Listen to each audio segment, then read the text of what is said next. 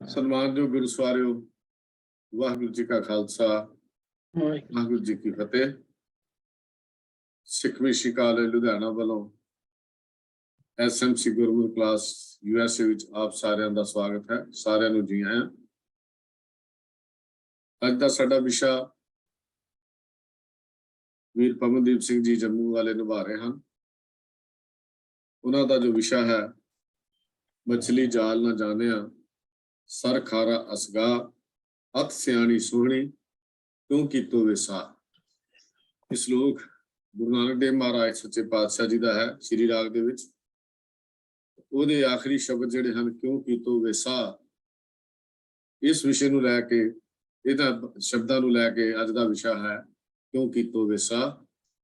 ਇਹ ਸਾਡੇ ਨਾਲ ਸਾਂਝਾ ਕਰ ਰਹੇ ਹਨ ਵੀਰ ਪਵਨਦੀਪ ਸਿੰਘ ਜੀ ਜੰਮੂ ਤੋਂ। ਮੈਂ ਬੇਨਤੀ ਕਰ ਰਿਹਾ ਹਾਂ ਵੀਰ ਪਵਨਦੀਪ ਸਿੰਘ ਜੀ ਨੂੰ ਕਿ ਅੱਜ ਦਾ ਇਹ ਵਿਸ਼ਾ ਆਰੰਭ ਕਰਨ, ਕਿਉਂ ਕੀਤੋ ਵਿਸਾ। ਵਾਹਿਗੁਰੂ ਜੀ ਕਾ ਖਾਲਸਾ, ਵਾਹਿਗੁਰੂ ਜੀ ਕੀ ਫਤਿਹ। ਵੀਰ ਜੀ 6:35 ਹੋਏ, ਕਿੰਨੀ ਦੇਰ ਤੱਕ ਕਰਨਾ ਹੈ? 45 ਮਿੰਟ? ਹਾਂਜੀ ਹਾਂਜੀ, 7:20 ਤੱਕ ਨਾ। ਠੀਕ। ਇੱਕ ਓੰਕਾਰ ਸਤਨਾਮ ਕਰਤਾ ਪੁਰਖ ਨਿਰਭਉ ਨਿਰਵੈਰ ਅਕਾਲ ਮੂਰਤ ਅਜੂਨੀ ਸੈਭੰ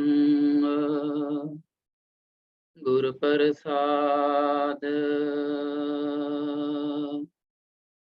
ਜੇਤਾ ਜਿਉ ਪਿੰਡ ਸਭ ਤੇਰਾ,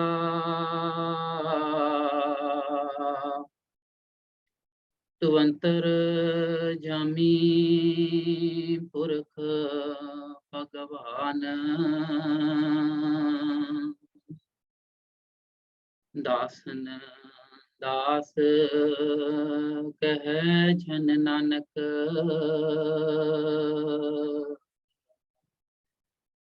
ਜਿਹਾ ਤੂੰ ਕਰਾਏ ਤਿਹਾ ਹਉ ਕਰੀ ਬਖਿਆਨ।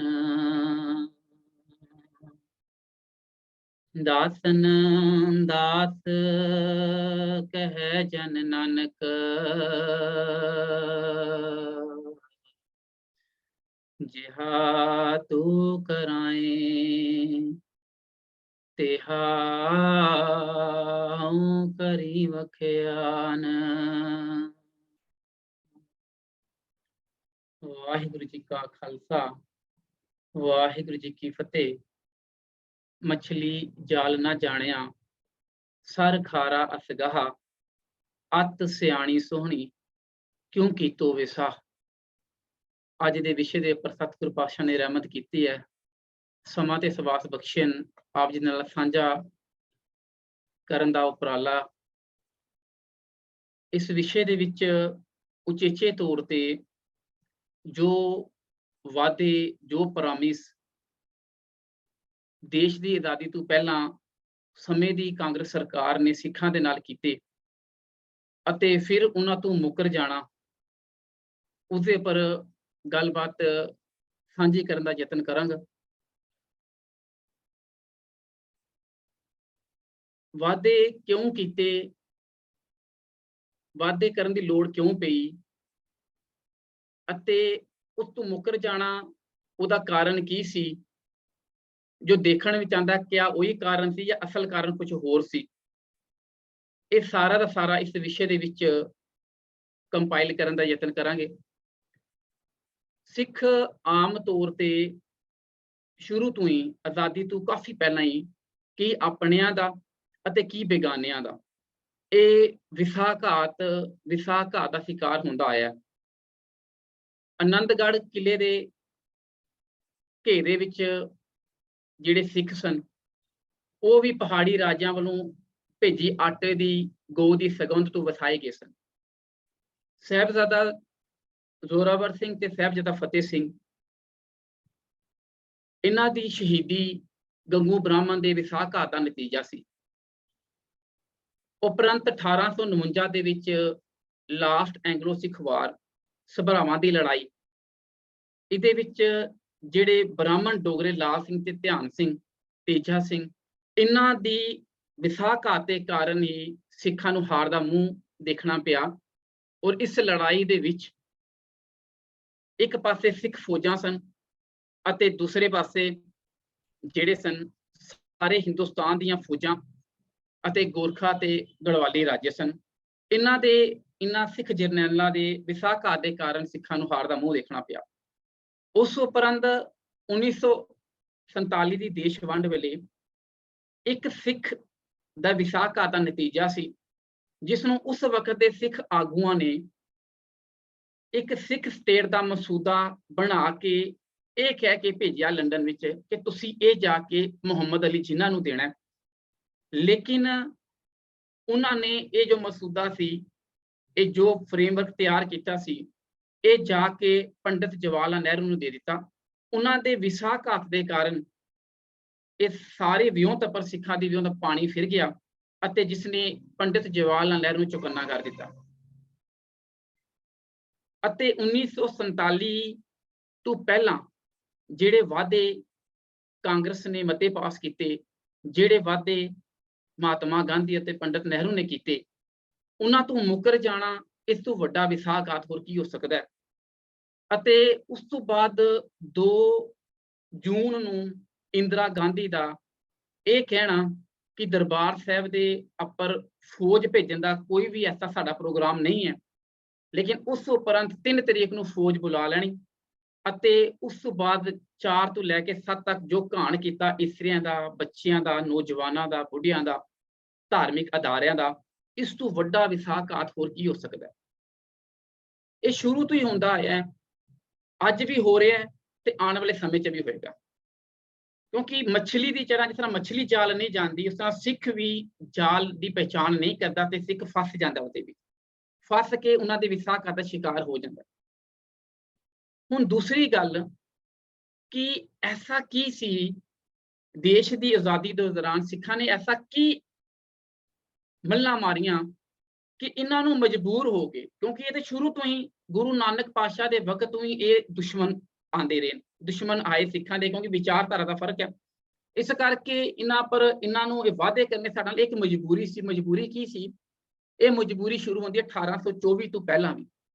1824 ਦੇ ਵਿੱਚ ਹਾਲੇ ਕਾਂਗਰਸ ਹੋਂਦ ਵਿੱਚ ਨਹੀਂ ਆਈ ਹੈ। 1824 ਦੇ ਵਿੱਚ ਬਰਮਾ ਦੇ ਖਿਲਾਫ, ਜਿਹੜਾ ਉਸ ਵਕਤ ਹਿੰਦੁਸਤਾਨ ਦਾ ਹੀ ਅੰਗ ਸੀ, ਸਿੱਖ ਫੌਜਾਂ ਨੇ ਅੰਗਰੇਜ਼ ਸਰਕਾਰ ਦੇ ਨਾਲ ਮਿਲ ਕੇ ਲੜਨਾ ਜਿਹੜਾ ਉਹ ਮਨਾ ਕਰ ਦਿੱਤਾ ਅਤੇ ਉਹ ਇੱਕ ਵਿਦਰੋਹ ਖੜਾ ਕੀਤਾ। ਅਤੇ ਉਸ ਵਿਦਰੋਹ ਨੂੰ ਦਬਾਉਣ ਲਈ ਸਰ ਐਡਵਰਡ ਨੇ ਇਹਨਾਂ ਸਾਰੇ 47 ਨੇਟਿਵ ਇਨਫੈਂਟਰੀ ਸੀ ਜਿਸ ਨੂੰ ਘੇਰ ਲਿਆ ਅਤੇ ਘੇਰਨ ਦੇ ਬਾਅਦ ਇਹਨਾਂ ਨੂੰ ਤੋਪਾਂ ਦੇ ਨਾਲ ਉਡਾ ਦਿੱਤਾ। ਜਿਹੜੇ ਬਚ ਗਏ ਉਹਨਾਂ ਨੂੰ ਫਾਂਸੀ ਤੇ ਚਾੜ ਦਿੱਤਾ। ਇਹਨਾਂ ਦੀ ਗਿਣਤੀ ਜਿਹੜੀ ਹੈ 47 ਨੇਟਿਵ ਇਨਫੈਂਟਰੀ ਦੀ 880 ਸੀ ਅਤੇ ਇਸ 880 ਦੇ ਵਿੱਚ 550 ਤੋਂ ਜ਼ਿਆਦਾ ਸਿੱਖ ਸਨ ਦੇ ਵਿੱਚ। ਉਸ ਤੋਂ ਬਾਅਦ 1825 ਦੇ ਵਿੱਚ ਗ੍ਰੇਨੇਡੀਅਰ ਇਨਫੈਂਟਰੀ, ਇਸ ਨੇ ਅਸਾਮ ਵਿੱਚ ਜਾ ਕੇ ਅਸਾਮ ਦੇ ਜਿਹੜੇ ਲੋਕ ਸਨ ਉਹਨਾਂ ਦੇ ਹੱਕਾਂ ਨੂੰ ਰੋਕਣ ਤੋਂ, ਹੱਕਾਂ ਨੂੰ ਮਾਰਨ ਤੋਂ ਮਨਾ ਕਰ ਦਿੱਤਾ। ਫਿਰ ਅੰਗਰੇਜ਼ ਸਰਕਾਰ ਨੇ ਇਹਨਾਂ ਦੇ ਨਾਲ ਜੋ ਹੈ ਜ਼ੁਲਮ ਕੀਤਾ ਤੇ ਇਸ ਵਿੱਚ ਜਿਹੜੇ ਸ਼ਹੀਦ ਹੋਏ ਗ੍ਰੇਨੇਡੀਅਰ ਕੰਪਨੀ ਇਨਫੈਂਟਰੀ ਦੇ ਵਿੱਚ 400 ਤੋਂ ਵੱਧ ਜਿਹੜੇ ਸਨ ਸਿੱਖ ਸਨ। ਉਸ ਉਪਰੰਤ ਨੌਰੰਗਾਬਾਦ ਦੇ ਮਹਾਰਾਜ ਸਿੰਘ ਨੇ ਝੰਡਾ ਬੁਲੰਦ ਕੀਤਾ ਅਤੇ ਇੱਕ ਹਿੰਦੂ ਦੇ ਵਿਸਾਖਾਤ ਦੇ ਕਾਰਨ ਮਹਾਰਾਜ ਸਿੰਘ ਜਿਹੜੇ ਇਹਨਾਂ ਨੂੰ ਪਕੜ ਲਿਆ ਗਿਆ ਅਤੇ ਜਿਹੜਾ ਵਿਦਰੋਹ ਸੀ ਅੰਗਰੇਜ਼ਾਂ ਦੇ ਖਿਲਾਫ ਦੇਸ਼ ਦੀ ਆਜ਼ਾਦੀ ਦਾ, ਇਹ ਖਤਮ ਹੋ ਗਿਆ। ਉਸ ਤੋਂ ਬਾਅਦ 1849 ਦੇ ਵਿੱਚ ਜਿਹੜੀ ਗੱਲ ਮੈਂ ਪਹਿਲੇ ਕੀਤੀ ਹੈ, ਸਾਰੀਆਂ ਹਿੰਦੁਸਤਾਨ ਦੀਆਂ ਰੈਜੀਮੈਂਟਸ ਇੱਕ ਪਾਸੇ, ਚਾਹੇ ਉਹ ਗੋਰਖਾ ਸੀ, ਚਾਹੇ ਗੜਵਾਲੀਏ ਸਨ, ਚਾਹੇ ਜਿਤਨੇ ਵੀ ਪਹਾੜੀ ਰਾਜੇ ਸਨ, ਔਰ ਦੂਸਰੇ ਪਾਸੇ ਕੇਵਲ ਤੇ ਕੇਵਲ ਸਿੱਖ ਰੈਜੀਮੈਂਟਾਂ। ਜੇਕਰ ਕਿਧਰੇ ਸਾਰੇ ਹਿੰਦੁਸਤਾਨ ਦੀਆਂ ਫੌਜਾਂ ਅੰਗਰੇਜ਼ਾਂ ਦੇ ਨਾਲ ਨਹੀਂ ਮਿਲਦੀਆਂ ਤਾਂ ਦੇਸ਼ ਜਿਹੜਾ ਹੈ ਉਹ ਗੁਲਾਮ, ਪਾਰਟਿਕੂਲਰਲੀ ਪੰਜਾਬ ਗੁਲਾਮ ਨਹੀਂ ਸੀ ਹੋਣਾ। ਜਿਹੜੀ ਸਭਰਾਵਾਂ ਦੀ ਜੰਗ ਜਿਹੜੀ ਕਹਿੰਦੇ ਆ, ਇਸ ਤੋਂ ਬਾਅਦ ਸਾਰਾ ਦਾ ਸਾਰਾ ਹਿੰਦੁਸਤਾਨ ਜਿਹੜਾ ਇਹ ਬ੍ਰਿਟਿਸ਼ ਕੰਟਰੋਲ ਦੇ ਵਿੱਚ ਆਇਆ।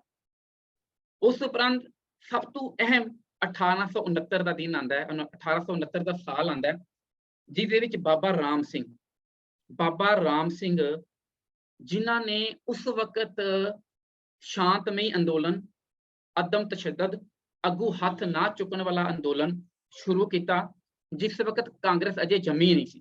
ਕਾਂਗਰਸ ਦਾ ਅਜੇ ਬਰਥ ਨਹੀਂ ਹੋਇਆ, ਕਾਂਗਰਸ ਅਜੇ ਪੈਦਾ ਨਹੀਂ ਹੋਈ। 1869 ਦੇ ਵਿੱਚ ਬਾਬਾ ਰਾਮ ਸਿੰਘ ਨੇ ਇਹ ਜੋ ਹੈ ਇੱਕ ਦੇਸ਼ ਨੂੰ ਦਿੱਤਾ ਬਣਾ ਕੇ ਕਿ ਅੰਗਰੇਜ਼ੀ ਜ਼ੁਬਾਨ, ਅੰਗਰੇਜ਼ੀ ਲਿਬਾਸ, ਅੰਗਰੇਜ਼ੀ ਨੌਕਰੀਆਂ, ਅੰਗਰੇਜ਼ੀ ਅਦਾਲਤਾਂ, ਰੇਲ ਗੱਡੀਆਂ, ਇਹਨਾਂ ਦਾ ਸਾਰਿਆਂ ਦਾ ਬਾਈਕਾਟ ਕਰੋ। ਔਰ ਇਸ ਪ੍ਰੋਗਰਾਮ ਦੇ ਵਿੱਚ ਨੇਪਾਲ ਤੇ ਰੂਸ ਜਿਹੜਾ ਹੈ ਉਹਦੀ ਕੋਆਪਰੇਸ਼ਨ ਵੀ ਲੈ ਲਈ। ਪੰਜਾਬ ਦੇ ਵਿੱਚ ਸੂਬੇ ਵੀ ਬਣ ਗਏ, ਲੇਕਿਨ ਬਦਕਿਸਮਤੀ ਕਿਉਂਕਿ ਬਾਬਾ ਰਾਮ ਸਿੰਘ ਗੁਰੂ ਗੋਬਿੰਦ ਸਿੰਘ ਪਾਤਸ਼ਾਹ ਦੇ ਦੂਲੇ ਸਨ, ਕਲਗੀਆਂ ਵਾਲੇ ਦੇ ਪੁੱਤਰ ਸਨ, ਉਹਨਾਂ ਨੂੰ ਪੰਜਾਬ ਤੋਂ ਬਾਹਰ ਕਿਧਰੇ ਵੀ ਸਪੋਰਟ ਨਹੀਂ ਮਿਲੀ। ਕਿਧਰੇ ਵੀ ਸਪੋਰਟ ਨਾ ਮਿਲਣ ਦੇ ਕਾਰਨ ਬਾਬਾ ਰਾਮ ਸਿੰਘ ਤੇ 12 ਸਾਥੀਆਂ ਨੂੰ ਬਰਮਾ ਜੇਲ੍ਹ ਵਿੱਚ ਭੇਜ ਦਿੱਤਾ ਗਿਆ ਅਤੇ ਇਹਨਾਂ ਦੇ 64 ਬੰਦਿਆਂ ਨੂੰ 1872 ਵਿੱਚ ਨਾਮਧਾਰਿਆਂ ਨੂੰ ਅੰਗਰੇਜ਼ ਸਰਕਾਰ ਨੇ ਤੋਪਾਂ ਅੱਗੇ ਰੱਖ ਕੇ ਫੀਤਾ ਕਰ ਦਿੱਤਾ। ਇਹ ਉਸ ਵਕਤ ਦੀ ਗੱਲ ਹੈ ਜਿਸ ਵਕਤ ਮਹਾਤਮਾ ਗਾਂਧੀ ਨੇ 1918 ਦੇ ਵਿੱਚ ਇਹ ਪ੍ਰੋਗਰਾਮ ਦਿੱਤਾ ਹੈ ਅਦਮ ਤਸ਼ੱਦਦ ਦਾ, ਅੱਗੂ ਹੱਥ ਨਾ ਚੁੱਕਣ ਦਾ ਪ੍ਰੋਗਰਾਮ। ਤਕਰੀਬਨ 80 ਸਾਲ ਪਹਿਲਾਂ ਬਣਦਾ ਹੈ, ਜਿਸ ਬਾਬਾ ਰਾਮ ਸਿੰਘ ਨੇ ਦਿੱਤਾ। ਜੇਕਰ ਬਾਬਾ ਰਾਮ ਸਿੰਘ ਗੁਰੂ ਗੋਬਿੰਦ ਸਿੰਘ ਪਾਤਸ਼ਾਹ ਦੇ ਪੁੱਤਰ ਨਾ ਹੁੰਦੇ, ਜੇਕਰ ਹਿੰਦੂ ਫਿਰਕਾ ਪ੍ਰਸਤੀ ਅਤੇ ਇਸ ਤਰ੍ਹਾਂ ਦੀ ਜ਼ਹਿਨੀਅਤ ਹਿੰਦੁਸਤਾਨ ਵਿੱਚ ਨਾ ਹੁੰਦੀ ਤੇ ਅੱਜ ਬਾਬਾ ਰਾਮ ਸਿੰਘ ਰਾਸ਼ਟਰਪਿਤਾ ਦਾ ਖਿਤਾਬ ਇਹਨਾਂ ਨੂੰ ਮਿਲਣਾ ਸੀ। ਖੈਰ ਇਹ ਮੋਰਚਾ ਵੀ ਜਿਹੜਾ ਇਹਨਾਂ ਦਾ ਇਹ ਫੇਲ ਹੋ ਗਿਆ। ਉਸ ਤੋਂ ਬਾਅਦ 1869 ਤੋਂ ਬਾਅਦ ਫਿਰ 1907 ਆਈ, ਜਿਹਦੇ ਵਿੱਚ ਗਦਰ ਪਾਰਟੀ ਬਣਦੀ ਹੈ, ਬੱਬਰ ਅਕਾਲੀ ਲਹਿਰ ਬਣਦੇ ਹਨ, ਜਿਹਦੇ ਵਿੱਚ ਪਗੜੀ ਸੰਭਾਲ ਜੱਟਾਂ ਦਾ ਨਾਅਰਾ ਦਿੱਤਾ ਜਾਂਦਾ ਹੈ ਸਰਦਾਰ ਅਜੀਤ ਸਿੰਘ ਵੱਲੋਂ। ਉਸ ਤੋਂ ਬਾਅਦ ਕਾਮਾਗਾਟਾ ਮਾਰੂ ਇੰਸੀਡੈਂਟ ਹੁੰਦਾ ਹੈ, ਜਿਹਦੇ ਵਿੱਚ 113 ਦੇ ਵਿੱਚੋਂ 67 ਜਿਹੜੇ ਸਨ ਉਹ ਸਿੱਖ ਸਨ, ਜਿਹੜੇ ਬਜਬਜ ਘਾਟ ਵਿੱਚ ਜਿਨ੍ਹਾਂ ਨੂੰ ਜਿਹੜਾ ਉਹ ਸ਼ਹੀਦ ਕਰ ਦਿੱਤਾ ਗਿਆ। ਜਲਿਆਂਵਾਲਾ ਬਾਗ ਵਾਪਰਦਾ ਹੈ, 1300 ਦੇ ਵਿੱਚੋਂ 799 ਸਿੱਖ ਸਨ। ਇਹ 1919 ਦੀ ਵਾਰਤਾ ਹੈ। ਉਸ ਤੋਂ ਬਾਅਦ 1918 ਦੇ ਵਿੱਚ ਮਹਾਤਮਾ ਗਾਂਧੀ ਨਾਨ ਵਾਇਲੈਂਸ ਦਾ ਇੱਕ ਸੱਦਾ ਦਿੰਦਾ ਹੈ ਦੇਸ਼ ਨੂੰ, ਅਤੇ 1918 ਤੋਂ ਲੈ ਕੇ 1921 ਤੱਕ ਕਿਸੇ ਦੀ ਜ਼ਰੂਰਤ ਨਹੀਂ ਕਿਸੇ ਕੌਮ ਦੀ, ਚਾਹੇ ਉਹ ਮੁਸਲਿਮ ਸੀ, ਚਾਹੇ ਉਹ ਹਿੰਦੂ ਸਨ, ਚਾਹੇ ਉਹ ਬੋਧੀ ਜਾਂ ਜੈਨੀ ਸਨ, ਕਿ ਇਸ ਪ੍ਰੋਗਰਾਮ ਨੂੰ ਜਿਹੜਾ ਸਿਰੇ ਚਾੜ੍ਹਿਆ ਜਾਏ। ਇਹ ਵੀ ਗੁਰੂ ਗੋਬਿੰਦ ਸਿੰਘ ਪਾਤਸ਼ਾਹ ਦੇ ਦੂਲਿਆਂ ਦੇ ਹੱਥ ਵਿੱਚ ਆਇਆ ਜਿਸ ਵਕਤ ਗੁਰਦੁਆਰਾ ਸੁਧਾਰ ਲਹਿਰ ਸ਼ੁਰੂ ਹੋਈ। ਅਤੇ ਉਸ ਲਹਿਰ ਦੇ ਵਿੱਚ ਪਾਰਟਿਕੂਲਰਲੀ 8 ਅਗਸਤ 1921 ਨੂੰ ਜਿਸ ਵਕਤ ਮੋਰਚਾ ਗੁਰੂ ਕਾ ਬਾਗ ਸ਼ੁਰੂ ਹੁੰਦਾ ਹੈ, ਮੋਰਚਾ ਗੁਰੂ ਕੇ ਬਾਗ ਦੇ ਵਿੱਚ 1700 ਤਕਰੀਬਨ ਸਿੰਘ ਜਿਹੜੇ ਸਨ ਉਹ ਉਹਨਾਂ ਨੂੰ ਬੀਟੀ ਦੀਆਂ ਡਾਂਗਾ ਖਾ ਕੇ ਪੂਰੀ ਉਮਰ ਭਰ ਲਈ ਨਕਾਰਾ ਹੋ ਗਏ, ਅੰਗਹੀਨ ਹੋ ਗਏ। 5605 ਨੂੰ ਜਿਹੜਾ ਉਸ ਵਕਤ ਜੋ ਹੈ ਜੇਲਾਂ ਕੱਟਣੀਆਂ ਪਈਆਂ, ਜੇਲਾਂ ਭਰਨੀਆਂ ਪਈਆਂ। ਇਸ ਗੁਰੂ ਕੇ ਬਾਗ ਦੇ ਮੋਰਚੇ ਨੂੰ ਦੇਖ ਕੇ ਜਿਤਨੇ ਵੀ ਉਸ ਵਕਤ ਦੇ ਕੌਮੀ ਲੀਡਰ ਸਨ, ਚਾਹੇ ਉਹ ਮੋਤੀ ਲਾਲ ਨਹਿਰੂ ਸੀ, ਚਾਹੇ ਉਹ ਪੰਡਿਤ ਮਦਨ ਮੋਹਨ ਮਾਲਵੀਆ ਸੀ, ਚਾਹੇ ਉਹ ਪੱਟਾਭਾਈ ਸੀਤਾਬਾਈ ਰਮਈਆ ਸੀ, ਚਾਹੇ ਉਹ ਲਾਲਾ ਲਾਜਪਤ ਰਾਏ ਸੀ, ਇਹਨਾਂ ਸਾਰਿਆਂ ਨੇ ਸਿੱਖਾਂ ਦੇ ਇਤਨੇ ਸੋਲੇ ਗਏ, ਜਿਤਨੀਆਂ ਵੀ ਅਖਬਾਰਾਂ ਸਨ ਇਹ ਭਰ ਗਈਆਂ। ਅਤੇ ਪੰਡਿਤ ਮੋਤੀ ਲਾਲ ਨਹਿਰੂ ਇਹ ਗੱਲ ਕਹਿੰਦਾ ਹੈ ਕਿ ਮੈਂ ਪ੍ਰਣਾਮ ਕਰਦਾ ਇਹਨਾਂ ਅਕਾਲੀਆਂ ਨੂੰ ਕਿ ਇਹਨਾਂ ਨੇ ਸੁਤੰਤਰਤਾ ਸੰਗਰਾਮ ਦੀ ਜਿਹੜੀ ਆਜ਼ਾਦੀ ਜਿਹੜੀ ਆ ਆਰੰਭ ਕੀਤਾ ਹੈ ਅਤੇ ਇਹਨਾਂ ਨੇ ਹੀ ਦੇਸ਼ ਨੂੰ ਆਜ਼ਾਦ ਕਰਾਉਣਾ। ਮਦਨ ਮੋਹਨ ਮਾਲਵੀਆ ਇਹ ਗੱਲ ਕਹਿੰਦਾ ਗੁਰਦੁਆਰਾ ਸੁਧਾਰ ਲਹਿਰ ਨੂੰ ਦੇਖ ਕੇ ਕਿ ਗੁਰੂ ਕੇ ਬਾਗ ਦੇ ਮੋਰਚੇ ਤੋਂ ਸੁਤੰਤਰਤਾ ਦਾ ਸੰਗਰਾਮ ਜਿਹੜਾ ਇਹ ਆਰੰਭ ਹੋਇਆ। ਅਤੇ ਇਹੀ ਮਦਨ ਮੋਹਨ ਮਾਲਵੀਆ ਕਹਿੰਦਾ ਸੀ ਗੁਰੂ ਕੇ ਬਾਗ ਦੇ ਮੋਰਚੇ ਤੋਂ ਬਾਅਦ ਕਿ ਜੇ ਹਿੰਦੁਸਤਾਨ ਨੂੰ ਆਜ਼ਾਦ ਕਰਾਉਣਾ ਤੇ ਇੱਕ ਹਿੰਦੂ ਪਰਿਵਾਰ, ਇੱਕ ਪੁੱਤਰ ਆਪਣਾ ਜਿਹੜਾ ਸਿੱਖ ਬਣਾਉਣ। ਇਹੀ ਮਦਨ ਮੋਹਨ ਮਾਲਵੀਆ ਅਤੇ ਪੱਟਾਭਾਈ ਸੀਤਾਰਮਈਆ ਇਹ ਗੱਲ ਕਹਿੰਦਾ ਜਿਸ ਦੇਸ਼ ਦੇ ਕੋਲ ਸਿੱਖਾਂ ਜੈਸੀ ਸ਼ਹੀਦਾਂ ਦੀ ਕੌਮ ਹੋਵੇ ਉਹ ਦੇਸ਼ ਜ਼ਿਆਦਾ ਦੇਰ ਤੱਕ ਗੁਲਾਮ ਨਹੀਂ ਰਹਿ ਸਕਦਾ। ਅਤੇ ਗੁਰੂ ਕੇ ਬਾਗ ਦੇ ਮੋਰਚੇ ਦੇ ਵਿੱਚ ਸਾਨੂੰ ਅੱਜ ਤੱਕ ਇਤਿਹਾਸ ਵਿੱਚ ਇਹੀ ਪੜ੍ਹਾਇਆ ਗਿਆ ਕਿ ਲਾਲਾ ਲਾਜਪਤ ਰਾਏ ਨੂੰ ਸਾਈਮਨ ਗੋ ਬੈਕ ਦੇ ਵਿੱਚ ਇੱਕ ਡਾਂਗ ਵੱਜੀ ਸੀ, ਇੱਕ ਲਾਠੀ ਵੱਜੀ ਸੀ ਤੇ ਇਹ ਪੰਜਾਬ ਦਾ ਸ਼ੇਰ ਬਣ ਗਿਆ ਸੀ। ਲੇਕਿਨ ਗੁਰੂ ਕੇ ਬਾਗ ਦੇ ਮੋਰਚੇ ਦੇ ਵਿੱਚ ਇੱਕ ਪਹਿਲਾ ਸ਼ਹੀਦ ਸ਼ਾਮ ਸਿੰਘ, ਜਿਸ ਨੂੰ ਬੀਟੀ ਦੀਆਂ ਡਾਂਗਾਂ 1 ਨਹੀਂ 2 ਨਹੀਂ 3 ਨਹੀਂ 10 ਨਹੀਂ 15 ਨਹੀਂ 20 ਨਹੀਂ 25 ਨਹੀਂ 50 ਨਹੀਂ 97 ਡਾਂਗਾ ਖਾਣ ਦੇ ਬਾਅਦ ਵੀ ਸ਼ਾਮ ਸਿੰਘ ਜਿੰਦਾ ਰਿਹਾ ਤੇ 98ਵੀਂ ਡਾਂਗ ਖਾ ਕੇ ਇਹ ਸ਼ੇਰ, ਪੰਜਾਬ ਦਾ ਸ਼ੇਰ ਜਿਹੜਾ ਸ਼ਹੀਦ ਹੋਇਆ ਬੀਟੀ ਦੀਆਂ ਡਾਂਗਾ। ਦੂਸਰੇ ਪਾਸੇ ਗੋਬਿੰਦ ਵੱਲਭ ਭਾਈ ਪੰਤ, ਇਸ ਨੂੰ ਇੱਕ ਡਾਂਗ ਵੱਜੀ ਹੈ ਅਤੇ ਸਾਰੀ ਜ਼ਿੰਦਗੀ ਦਾ ਸਿਰ ਤੇ ਸਰੀਰ ਕੰਬਦਾ ਰਿਹਾ। ਇਸ ਗੁਰੂ ਕੇ ਬਾਗ ਦੇ ਮੋਰਚੇ ਦੇ ਵਿੱਚੋਂ ਹੀ ਸਾਰੀਆਂ ਅਖਬਾਰਾਂ ਭਰੀਆਂ ਗਈਆਂ ਤੇ ਲਾਲਾ ਲਾਜਪਤ ਰਾਏ ਬੰਦੇ ਮਾਤਰ ਵਿੱਚ ਕੀ ਲਿਖਦਾ ਕਿ ਨੁਸਰਤ ਹਮ ਰਕਾਬ ਉਠਾਓ ਜਿਧਰ ਕਦਮ तुमको मिलेगा फतेह का तमगा खा लियो, हम भारत के हम कपूत हैं और आप है सपूत, घर घर में हो रहा ये चर्चा का लियो, तुम दर्द हिंद के मसीहा हो का लियो। कवि मेला राम की लिखदा तेरी कुर्बानियों की तूम है, आज जमाने में बहादुर है, अगर देश में तो वो तू है, अकाली है। इतनी प्रशंसा के बाद गुरुद्वारा तरन ताਰਨ ਦੇ ਵਿੱਚ ਜਿੱਥੇ ਹਜ਼ਾਰਾ ਸਿੰਘ ਸ਼ਹੀਦ ਹੁੰਦਾ ਹੈ ਤੇ ਮਹਾਤਮਾ ਗਾਂਧੀ ਕੀ ਕਹਿੰਦਾ ਹੈ? ਮਹਾਤਮਾ ਗਾਂਧੀ ਕਹਿੰਦਾ ਹੈ ਕਿ ਮੈਨੂੰ ਦੇਸ਼ ਆਜ਼ਾਦ ਕਰਾਉਣ ਦਾ ਨੁਕਸਾ ਮਿਲ ਗਿਆ, ਗੁਰਦੁਆਰਾ ਆਜ਼ਾਦ ਹੋ ਗਿਆ, ਹੁਣ ਦੇਸ਼ ਨੂੰ ਆਜ਼ਾਦ ਤੁਸੀਂ ਕਰਵਾਉਣਾ। ਇਹ ਸਾਰੇ ਕਾਰਨ ਸਨ ਸਿੱਖਾਂ ਦੇ ਨਾਲ ਵਾਅਦੇ ਕਰਨ ਦੇ। ਉਸ ਦੇ ਬਾਅਦ 1942 ਦੇ ਵਿੱਚ ਆਜ਼ਾਦ ਹਿੰਦ ਫੋਰਸ ਬਣਦੀ ਹੈ, 42,000 ਬਾਗੀ ਫੌਜੀਆਂ ਵਿੱਚੋਂ 28,000 ਸਿੱਖ ਸਨ। ਹੋਰ ਬੜਾ ਕੁਝ ਸਿੰਘਾਂ ਨੇ ਕੀਤਾ ਆਜ਼ਾਦੀ ਦੇ ਦੌਰਾਨ। ਇਹੀ ਕਾਰਨ ਸੀ ਸਿੱਖਾਂ ਦੇ ਨਾਲ ਵਾਅਦੇ ਕਰਨ ਦਾ। ਔਰ ਸਭ ਤੋਂ ਪਹਿਲਾ ਵਾਅਦਾ 1929 ਦੇ ਵਿੱਚ ਲਾਹੌਰ ਸੈਸ਼ਨ ਦੇ ਵਿੱਚ ਜਵਾਹਰ ਲਾਲ ਨਹਿਰੂ ਨੇ ਮਤਾ ਪਾਸ ਕੀਤਾ। ਉਹ ਕਹਿੰਦਾ ਹੈ the Congress assures the Sikhs that no solution in any future constitution will be acceptable to Congress that does not give them full satisfaction। ਕਹਿੰਦਾ ਭਵਿੱਖ ਵਿੱਚ ਪ੍ਰਵਾਨ ਹੋਣ ਵਾਲਾ ਕੋਈ ਵੀ ਸੰਵਿਧਾਨ ਕਾਂਗਰਸ ਅਡਾਪਟ ਨਹੀਂ ਕਰੇਗੀ, ਕਾਂਗਰਸ ਐਕਸੈਪਟ ਨਹੀਂ ਕਰੇਗੀ, ਜੋ ਸਿੱਖਾਂ ਦੇ ਲਈ ਮੁਕੰਮਲ ਤੌਰ ਤੇ ਤਸੱਲੀ ਬਖਸ਼ ਨਹੀਂ ਹੋਏਗਾ। ਉਸ ਤੋਂ ਬਾਅਦ 1931 ਦੇ ਵਿੱਚ ਸੀਸਗੰਜ ਦੇ ਗੁਰਦੁਆਰਾ ਸਾਹਿਬ ਦੀ ਸੰਗਤ ਨੂੰ ਸੰਬੋਧਨ ਕਰਦਿਆਂ ਮਹਾਤਮਾ ਗਾਂਧੀ ਕਹਿੰਦਾ ਹੈ ਕਿ ਮੈਂ ਤੁਹਾਨੂੰ ਇਹ ਦੱਸਣਾ ਚਾਹੁੰਦਾ ਹਾਂ ਕਿ ਤੁਸੀਂ ਮੇਰੇ ਵਾਅਦਿਆਂ ਅਤੇ ਕਾਂਗਰਸ ਵੱਲੋਂ ਪਾਸ ਕੀਤੇ ਗਏ ਮਤੇ ਪਰ ਯਕੀਨ ਦਿਲਾਓ ਕਿ ਕਾਂਗਰਸ ਇੱਕ ਜਮਾਤ ਨਾਲ ਤਾਂ ਕੀ ਇੱਕ ਮਨੁੱਖ ਨਾਲ ਵੀ ਵਿਸ਼ਵਾਸਘਾਤ ਨਹੀਂ ਕਰੇਗੀ। ਤੁਸੀਂ ਯਕੀਨ ਲਿਆਓ ਇਹਨਾਂ ਗੱਲਾਂ ਤੇ। ਤੇ ਨਾਲ ਇਹ ਗੱਲ ਕਹਿੰਦਾ ਮਹਾਤਮਾ ਗਾਂਧੀ 1931 ਦੇ ਵਿੱਚ ਸੀਸਗੰਜ ਗੁਰਦੁਆਰਾ ਸਾਹਿਬ, ਕਹਿੰਦਾ ਕਿ ਮੈਂ ਇਹ ਵੀ ਪਤਾ ਹੈ ਕਿ ਸਿੱਖ ਬਹਾਦਰ ਕੌਮ ਹੈ, ਮੈਨੂੰ ਕੋਈ ਸੰਕੋਚ ਨਹੀਂ ਇਹ ਗੱਲ ਕਹਿੰਦਿਆਂ, ਜੇਕਰ ਕਿਧਰੇ ਹੱਕਾਂ ਦੀ ਗੱਲ ਆ ਵੀ ਗਈ, ਇਸ ਤਰ੍ਹਾਂ ਦੀ ਗੱਲ ਬਣ ਵੀ ਗਈ ਤੇ ਸਿੱਖ ਸ਼ਸਤਰਾਂ ਦੇ ਨਾਲ ਹਥਿਆਰਾਂ ਦੇ ਨਾਲ ਆਪਣਾ ਹੱਕ ਲੈਣਾ ਜਾਣਦੇ ਹਨ, ਮੈਨੂੰ ਇਹ ਗੱਲ ਕਹਿਣ ਵਿੱਚ ਵੀ ਕੋਈ ਨਿਸੰਦੇਹ ਨਹੀਂ ਹੈ। ਉਸ ਤੋਂ ਬਾਅਦ ਜੁਲਾਈ 1946 ਦੇ ਵਿੱਚ ਪ੍ਰੈਸ ਕਾਨਫਰੰਸ ਕਲਕੱਤੇ ਵਿੱਚ ਪੰਡਿਤ ਜਵਾਹਰ ਲਾਲ ਨਹਿਰੂ ਕਹਿੰਦਾ ਹੈ the brave Sikhs of Punjab are entitled to special consideration.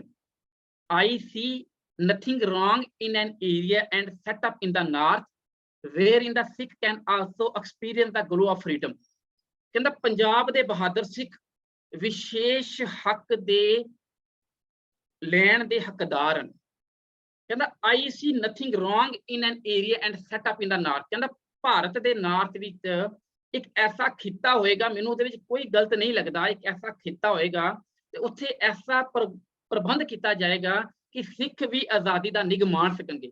I see nothing wrong in an area and set up in the north wherein the Sikh can also experience the glow of freedom। ਉਸ ਉਪਰੰਤ ਦਸੰਬਰ 1946 ਦੇ ਵਿੱਚ ਜਿਸ ਵਕਤ constitution assembly ਬਣਦੀ ਹੈ, ਉਹਦਾ ਪਹਿਲਾ ਇਜਲਾਸ ਸਮਾਗਮ ਦੇ ਵਿੱਚ ਪੰਡਿਤ ਜਵਾਹਰ ਲਾਲ ਨਹਿਰੂ ਸਾਰੇ ਹਿੰਦੁਸਤਾਨ ਦੀ ਮਾਈਨੋਰਿਟੀਜ਼ ਕਮਿਊਨਿਟੀ ਸੰਬੋਧਨ ਕਰਕੇ ਕਹਿੰਦਾ adequate safeguards would be provided for minorities in India। It was a declaration, a pledge and an undertaking before the world, a contract with millions of Indians and therefore in the nature of oath that we must keep। Pandit Jawahar Lal Nehru constitution assembly ਦੇ ਇਜਲਾਸ ਸਮਾਗਮ ਦੇ ਵਿੱਚ ਇਹ ਗੱਲ ਕਹਿੰਦਾ ਹੈ ਕਿ ਹਿੰਦੁਸਤਾਨ ਦੇ ਵਿੱਚ ਘੱਟ ਗਿਣਤੀਆਂ ਲਈ ਵਿਸ਼ੇਸ਼ ਧਾਰਾਵਾਂ ਨਿਯਤ ਕੀਤੀਆਂ ਜਾਣਗੀਆਂ। Adequate safeguards would be provided for minorities in India। ਕਹਿੰਦਾ ਇਹ ਸਾਡਾ, ਇਹ ਹਿੰਦੂਆਂ ਦਾ ਸਮੂਹ, ਹਿੰਦੂਆਂ ਦਾ ਸਾਰੇ ਦੇਸ਼ ਵਾਸੀਆਂ ਅੱਗੇ ਇਟ ਵਾਜ਼ ਏ ਡਿਕਲੇਰੇਸ਼ਨ, ਏ ਪਲੇਜ, ਇਹ ਸੁਗੰਧ ਹੈ, ਇਹ ਵਚਨ ਹੈ, ਇਹ ਨੇਮ ਹੈ, ਇਹ ਸੰਧੀ ਹੈ, ਇਹ ਇੱਕ ਸੁਗੰਧ ਦੀ ਥਾਂ ਰੱਖਦਾ ਹੈ ਜਿਸ ਨੂੰ ਅਸਾਂ ਨਿਭਾਉਣਾ ਹੈ। ਉਪਰੰਤ ਜਨਵਰੀ 1947 ਦੇ ਵਿੱਚ ਇਹ ਮਤਾ ਪਾਸ ਕੀਤਾ ਗਿਆ, ਜੇ ਪੰਜਾਬ ਦੀ ਵੰਡ ਹੁੰਦੀ ਹੈ ਤੇ the rights of Sikhs in the Punjab should not be jeopardized। Punjab ਦੇ ਵਿੱਚ ਸਿੱਖਾਂ ਦੇ ਹੱਕ ਜਿਹੜੇ ਉਹ ਰਾਖਵੇ ਕੀਤੇ ਜਾਣਗੇ। ਅਤੇ ਫਿਰ ਜੁਲਾਈ 1947 ਦੇ ਵਿੱਚ ਜਿਸ ਵਕਤ ਪੰਜਾਬ ਦੀ ਅਸੈਂਬਲੀ ਦਿੱਲੀ ਦੇ ਵਿੱਚ ਇਹ ਸਾਰੇ ਮੈਂਬਰ ਮਿਲਦੇ ਨੇ, ਉਹਦੇ ਵਿੱਚ ਹਿੰਦੂ ਮੈਂਬਰ ਵੀ ਸਨ, ਸਿੱਖ ਮੈਂਬਰ ਵੀ ਸਨ। ਇਹਨਾਂ ਸਾਰਿਆਂ ਨੇ ਇੱਕ ਵਾਰ ਫਿਰ ਮਤਾ ਪਾਸ ਕੀਤਾ ਜੁਲਾਈ 1947 ਦੇ ਵਿੱਚ। ਮਤਾ ਕੀ ਪਾਸ ਕੀਤਾ ਕਿ ਜੇਕਰ ਪੰਜਾਬ ਦੀ ਵੰਡ ਹੁੰਦੀ ਹੈ ਤੇ ਪੰਜਾਬ ਦੇ ਵਿੱਚ ਸਿੱਖਾਂ ਦੀਆਂ ਜਾਇਜ਼ ਇੱਛਾਵਾਂ, ਜਾਇਜ਼ ਹੱਕ ਇਹ ਰਾਖਵੇ ਕੀਤੇ ਜਾਣਗੇ। ਇਹਦਾ ਅਸੀਂ ਪ੍ਰਣ ਕਰਦੇ ਹਾਂ। ਇਹ ਸਾਰੇ ਵਾਅਦੇ ਉਸ ਵਕਤ ਸਿੱਖਾਂ ਦੇ ਨਾਲ ਕੀਤੇ ਗਏ। ਇਹਨਾਂ ਵਾਅਦਿਆਂ ਦੇ ਨਾਲ ਇੱਕ ਆਫਰ ਵੀ ਦਿੱਤੀ ਗਈ। ਜਿਸ ਵਕਤ ਪੰਡਿਤ ਜਵਾਹਰ ਲਾਲ ਨਹਿਰੂ, ਬਲਦੇਵ ਸਿੰਘ ਅਤੇ ਮੁਹੰਮਦ ਅਲੀ ਜਿੰਨਾ ਲੰਡਨ ਵਿਖੇ ਗਏ, ਲਾਸਟ ਪਾਰਟੀਸ਼ਨ ਦਾ ਵਕਤ ਸੀ, ਸਾਰਾ ਕੁਝ ਪਾਸ ਹੋ ਗਿਆ ਅਤੇ ਜੋ ਸੈਕਟਰੀ ਸੀ ਉਸਨੇ ਬਲਦੇਵ ਸਿੰਘ ਨੂੰ ਹੈਲੀਕਾਪਟਰ ਤੇ ਚੜ੍ਹਨ ਲੱਗਾ ਸੀ ਪੰਡਿਤ ਜਵਾਹਰ ਲਾਲ ਨਹਿਰੂ ਦੇ ਨਾਲ, ਇਹ ਗੱਲ ਕਹੀ ਕਿ ਅਗਰ ਤੁਸੀਂ ਰੁਕ ਜਾਓ ਤੇ ਇੱਕ ਸਿੱਖ ਸਟੇਟ ਹਿੰਦੁਸਤਾਨ ਤੇ ਪਾਕਿਸਤਾਨ ਦੇ ਵਿੱਚ ਬਣਾਉਣ ਦੇ ਲਈ ਐਸੇ ਪ੍ਰੋਗਰਾਮ ਉਲੀਕੇ ਜਾਣਗੇ, ਐਸਾ ਯੋਗ ਪ੍ਰਬੰਧ ਕੀਤਾ ਜਾਏਗਾ ਜਿਹਦੇ ਵਿੱਚ ਸਿੱਖ ਵੀ ਹਿਸਟਰੀ ਦੇ ਵਿੱਚ, ਸੰਸਾਰ ਦੇ ਇਤਿਹਾਸ ਦੇ ਵਿੱਚ ਆਜ਼ਾਦਾਨਾ ਵਿਚਰ ਸਕਣਗੇ। ਲੇਕਿਨ ਇਹ ਗੱਲ ਬਲਦੇਵ ਸਿੰਘ ਨੇ ਪੰਡਿਤ ਜਵਾਹਰ ਲਾਲ ਨਹਿਰੂ ਨਾਲ ਕਰ ਦਿੱਤੀ ਅਤੇ ਜਵਾਹਰ ਲਾਲ ਨਹਿਰੂ ਨੂੰ ਇਹ ਗੱਲ ਕਿਹਾ ਕਿ ਤੁਸੀਂ ਇਹਨਾਂ ਨੂੰ ਇਹ ਜਵਾਬ ਦੇ ਦਿਓ ਕਿ ਅਸੀਂ ਇੱਥੇ ਨਹੀਂ ਰੁਕਣਾ, ਅਸੀਂ ਕਾਂਗਰਸ ਦੇ ਨਾਲ ਆਪਣਾ ਨਿਪਟਾਰਾ ਆਪ ਕਰ ਲਾਂਗੇ। ਤੇ ਇਹੀ ਗੱਲ ਪੜ੍ਹ ਕੇ ਸੁਣ ਕੇ ਇੱਕ ਫਾਰਨ ਇਤਿਹਾਸਕਾਰ ਲਿਓਨਾਰਡ ਮੋਸਲੇ ਇਹ ਗੱਲ ਲਿਖਦਾ ਹੈ, ਕਹਿੰਦਾ is there any such thing as a far thing ਸਿੱਖ, ਕਹਿੰਦੇ ਕਿਆ ਕੋਈ ਐਸੀ ਗੱਲ ਵੀ ਹੋਏਗੀ ਸਿੱਖਾਂ ਦੇ ਲਈ, ਕੋਈ ਦੂਰ ਅੰਦੇਸ਼ੀ ਸਿੱਖ ਵੀ ਹੋਏਗਾ। is there any such thing as a far thing ਸਿੱਖ, ਕੋਈ ਦੂਰ ਅੰਦੇਸ਼ੀ ਸਿੱਖ ਵੀ ਹੋਏਗਾ ਜਿਹੜਾ ਸਵਾਚੇਗਾ। ਔਰ ਅਗਸਤ ਸਟਾਰਟ ਦੇ ਵਿੱਚ ਹਜੇ 15 ਅਗਸਤ ਨਹੀਂ ਸੀ ਆਇਆ, ਮੁਹੰਮਦ ਅਲੀ ਜਿੰਨਾ ਦਿੱਲੀ ਦੇ ਵਿੱਚ ਸਰਦਾਰ ਸੋਭਾ ਸਿੰਘ ਉਸਨੂੰ ਮਿਲਦਾ ਜਾ ਕੇ ਅਤੇ ਇਹ ਗੱਲ ਕਹਿੰਦਾ ਹੈ ਕਿ ਸਿੱਖਾਂ ਨੇ ਆਪਣਾ ਰਾਜ ਭਾਗ ਨਾ ਲੈ ਕੇ ਬੜੀ ਵੱਡੀ ਗਲਤੀ ਕੀਤੀ ਹੈ। ਅੱਗੋਂ ਸੋਭਾ ਸਿੰਘ ਦਾ ਜਵਾਬ ਸੀ ਦਿੱਲੀ ਵਿਖੇ, ਇਸ ਨੂੰ IS ਕਪੂਰ ਸਿੰਘ ਕੋਟ ਕਰਦਾ ਹੈ, ਉਹਦਾ ਜਵਾਬ ਸੀ ਕਿ ਅਸੀਂ ਹਿੰਦੂਆਂ ਦੇ ਉੱਪਰ ਪੂਰਾ ਵਿਸ਼ਵਾਸ ਕਰਕੇ ਹਿੰਦੂਆਂ ਦੇ ਉੱਪਰ ਅਸੀਂ ਜਿਹੜਾ ਕੋਈ ਗਲਤੀ ਨਹੀਂ ਕੀਤੀ। ਉਸ ਵਕਤ ਮੁਹੰਮਦ ਅਲੀ ਜਿਨ੍ਹਾਂ ਨੇ ਬੜੇ ਕਮਾਲ ਦੇ ਸ਼ਬਦ ਬੋਲੇ ਸਨ, ਉਹ ਕਹਿੰਦਾ ਹੈ you know the Hindu as your co-slave. No, you will know the real Hindu when he becomes your master and you become his slave. ਤੁਸੀਂ ਉਦੋਂ ਤੱਕ ਇਹਨਾਂ ਨੂੰ ਜਾਣਦੇ ਹੋ ਜਦ ਤੱਕ ਇਹ ਤੁਹਾਡੇ ਨਾਲ ਗੁਲਾਮ ਹਨ। ਜਦੋਂ ਇਹ ਆਜ਼ਾਦ ਹੋ ਜਾਣਗੇ, ਜਦੋਂ ਇਹ ਤੁਹਾਡੇ ਮਾਸਟਰ ਬਣ ਜਾਣਗੇ, ਤੁਸੀਂ ਉਦੋਂ ਉਸ ਵਕਤ ਇਹਨਾਂ ਦਾ ਰਵੱਈਆ ਦੇਖਣਾ, ਇਹਨਾਂ ਦਾ ਰਵੱਈਆ ਕਿਸ ਤਰ੍ਹਾਂ ਦਾ ਬਣਦਾ। ਉਹੀ ਗੱਲਾਂ ਹੋਈਆਂ 1947 ਦੇ ਵਿੱਚ ਦੇਸ਼ ਆਜ਼ਾਦ ਹੋ ਜਾਂਦਾ। ਦੇਸ਼ ਆਜ਼ਾਦ ਵਿੱਚ ਪਾਕਿਸਤਾਨ ਬਣ ਜਾਂਦਾ ਅਤੇ ਹਿੰਦੁਸਤਾਨ ਦੇ ਵਿੱਚ ਜਿਹੜਾ ਤਕਰੀਬਨ 82% ਹਿੰਦੂ ਸਨ, ਜਿਸ ਨੂੰ ਇਹ ਦੇਖ ਕੇ ਸਰਦਾਰ ਵੱਲਭ ਭਾਈ ਪਟੇਲ ਇਹ ਗੱਲ ਕਹਿੰਦਾ ਕਿ ਪਾਕਿਸਤਾਨ ਮੁਸਲਮਾਨਾਂ ਨੇ ਸਥਾਪਿਤ ਕਰ ਲਿਆ, ਚਲਾ ਗਿਆ, ਹੁਣ ਇਹਦੇ ਵਿੱਚ ਕੋਈ ਨਿਸੰਦੇਹ ਨਹੀਂ ਹੈ ਕਿ ਹੁਣ ਜਿਹੜਾ ਦੇਸ਼ ਬਚਿਆ ਇਹ ਹਿੰਦੂ ਦੇਸ਼ ਹੈ। ਇਹ ਸਰਦਾਰ ਵੱਲਭ ਭਾਈ ਪਟੇਲ ਨੇ ਉਸ ਵਕਤ 1947 ਵਿੱਚ ਇਹ ਗੱਲ ਕਹਿ ਦਿੱਤੀ ਸੀ। ਫਿਰ ਇਹ ਗੱਲਾਂ ਸੁਣ ਕੇ ਆਪਣੇ ਆਗੂਆਂ ਦੀਆਂ ਫਿਰ ਇਹਨਾਂ ਦੀ ਸੋਚ ਨੇ ਕਰਵਟ ਲਈ। ਇਹਨਾਂ ਦੀ ਸੋਚ ਉਸ ਵਕਤ ਕਰਵਟ ਲੈਂਦੀ ਹੈ ਜਿਸ ਵਕਤ ਇਹ ਬਿਲਕੁਲ ਆਪਣੇ ਆਪ ਨੂੰ ਸੇਫ ਸਮਝਦੇ ਨੇ। ਉਸ ਵਕਤ ਇਹਨਾਂ ਦੀ ਸੋਚ ਹੈ, ਇਹਨਾਂ ਦੀ ਜ਼ਹਿਨੀਅਤ ਵਿੱਚ ਉਹੀ ਹੈ ਸ਼ੁਰੂ ਤੋਂ ਲੈ ਕੇ ਐਂਡ ਤੱਕ, ਕਿਉਂਕਿ ਪੈਟਰੀ ਨੇ ਇਹ ਗੱਲ ਕਹੀ ਸੀ, ਜਿਹੜਾ ਸਹਾਇਕ CID ਦਾ ਸਹਾਇਕ ਡਾਇਰੈਕਟਰ ਸੀ, ਕਹਿੰਦਾ Hinduism has always been hostile to Sikhism. ਕਹਿੰਦਾ ਹਿੰਦੂਇਜ਼ਮ ਹਮੇਸ਼ਾ ਸਿੱਖ ਧਰਮ ਦਾ ਵਿਰੋਧੀ ਰਹੇਗਾ। ਇਹ ਫਾਰਨ ਆਥਰ ਨੇ ਗੱਲ ਕਹੀ 1911 ਦੇ ਵਿੱਚ, ਹਮੇਸ਼ਾ ਵਿਰੋਧੀ ਰਹੇਗਾ। ਕਿਉਂ ਵਿਰੋਧੀ ਰਹੇਗਾ? ਕਿਉਂਕਿ ਇਹਨਾਂ ਦੇ ਗੁਰੂ ਸਾਹਿਬਾਨ ਨੇ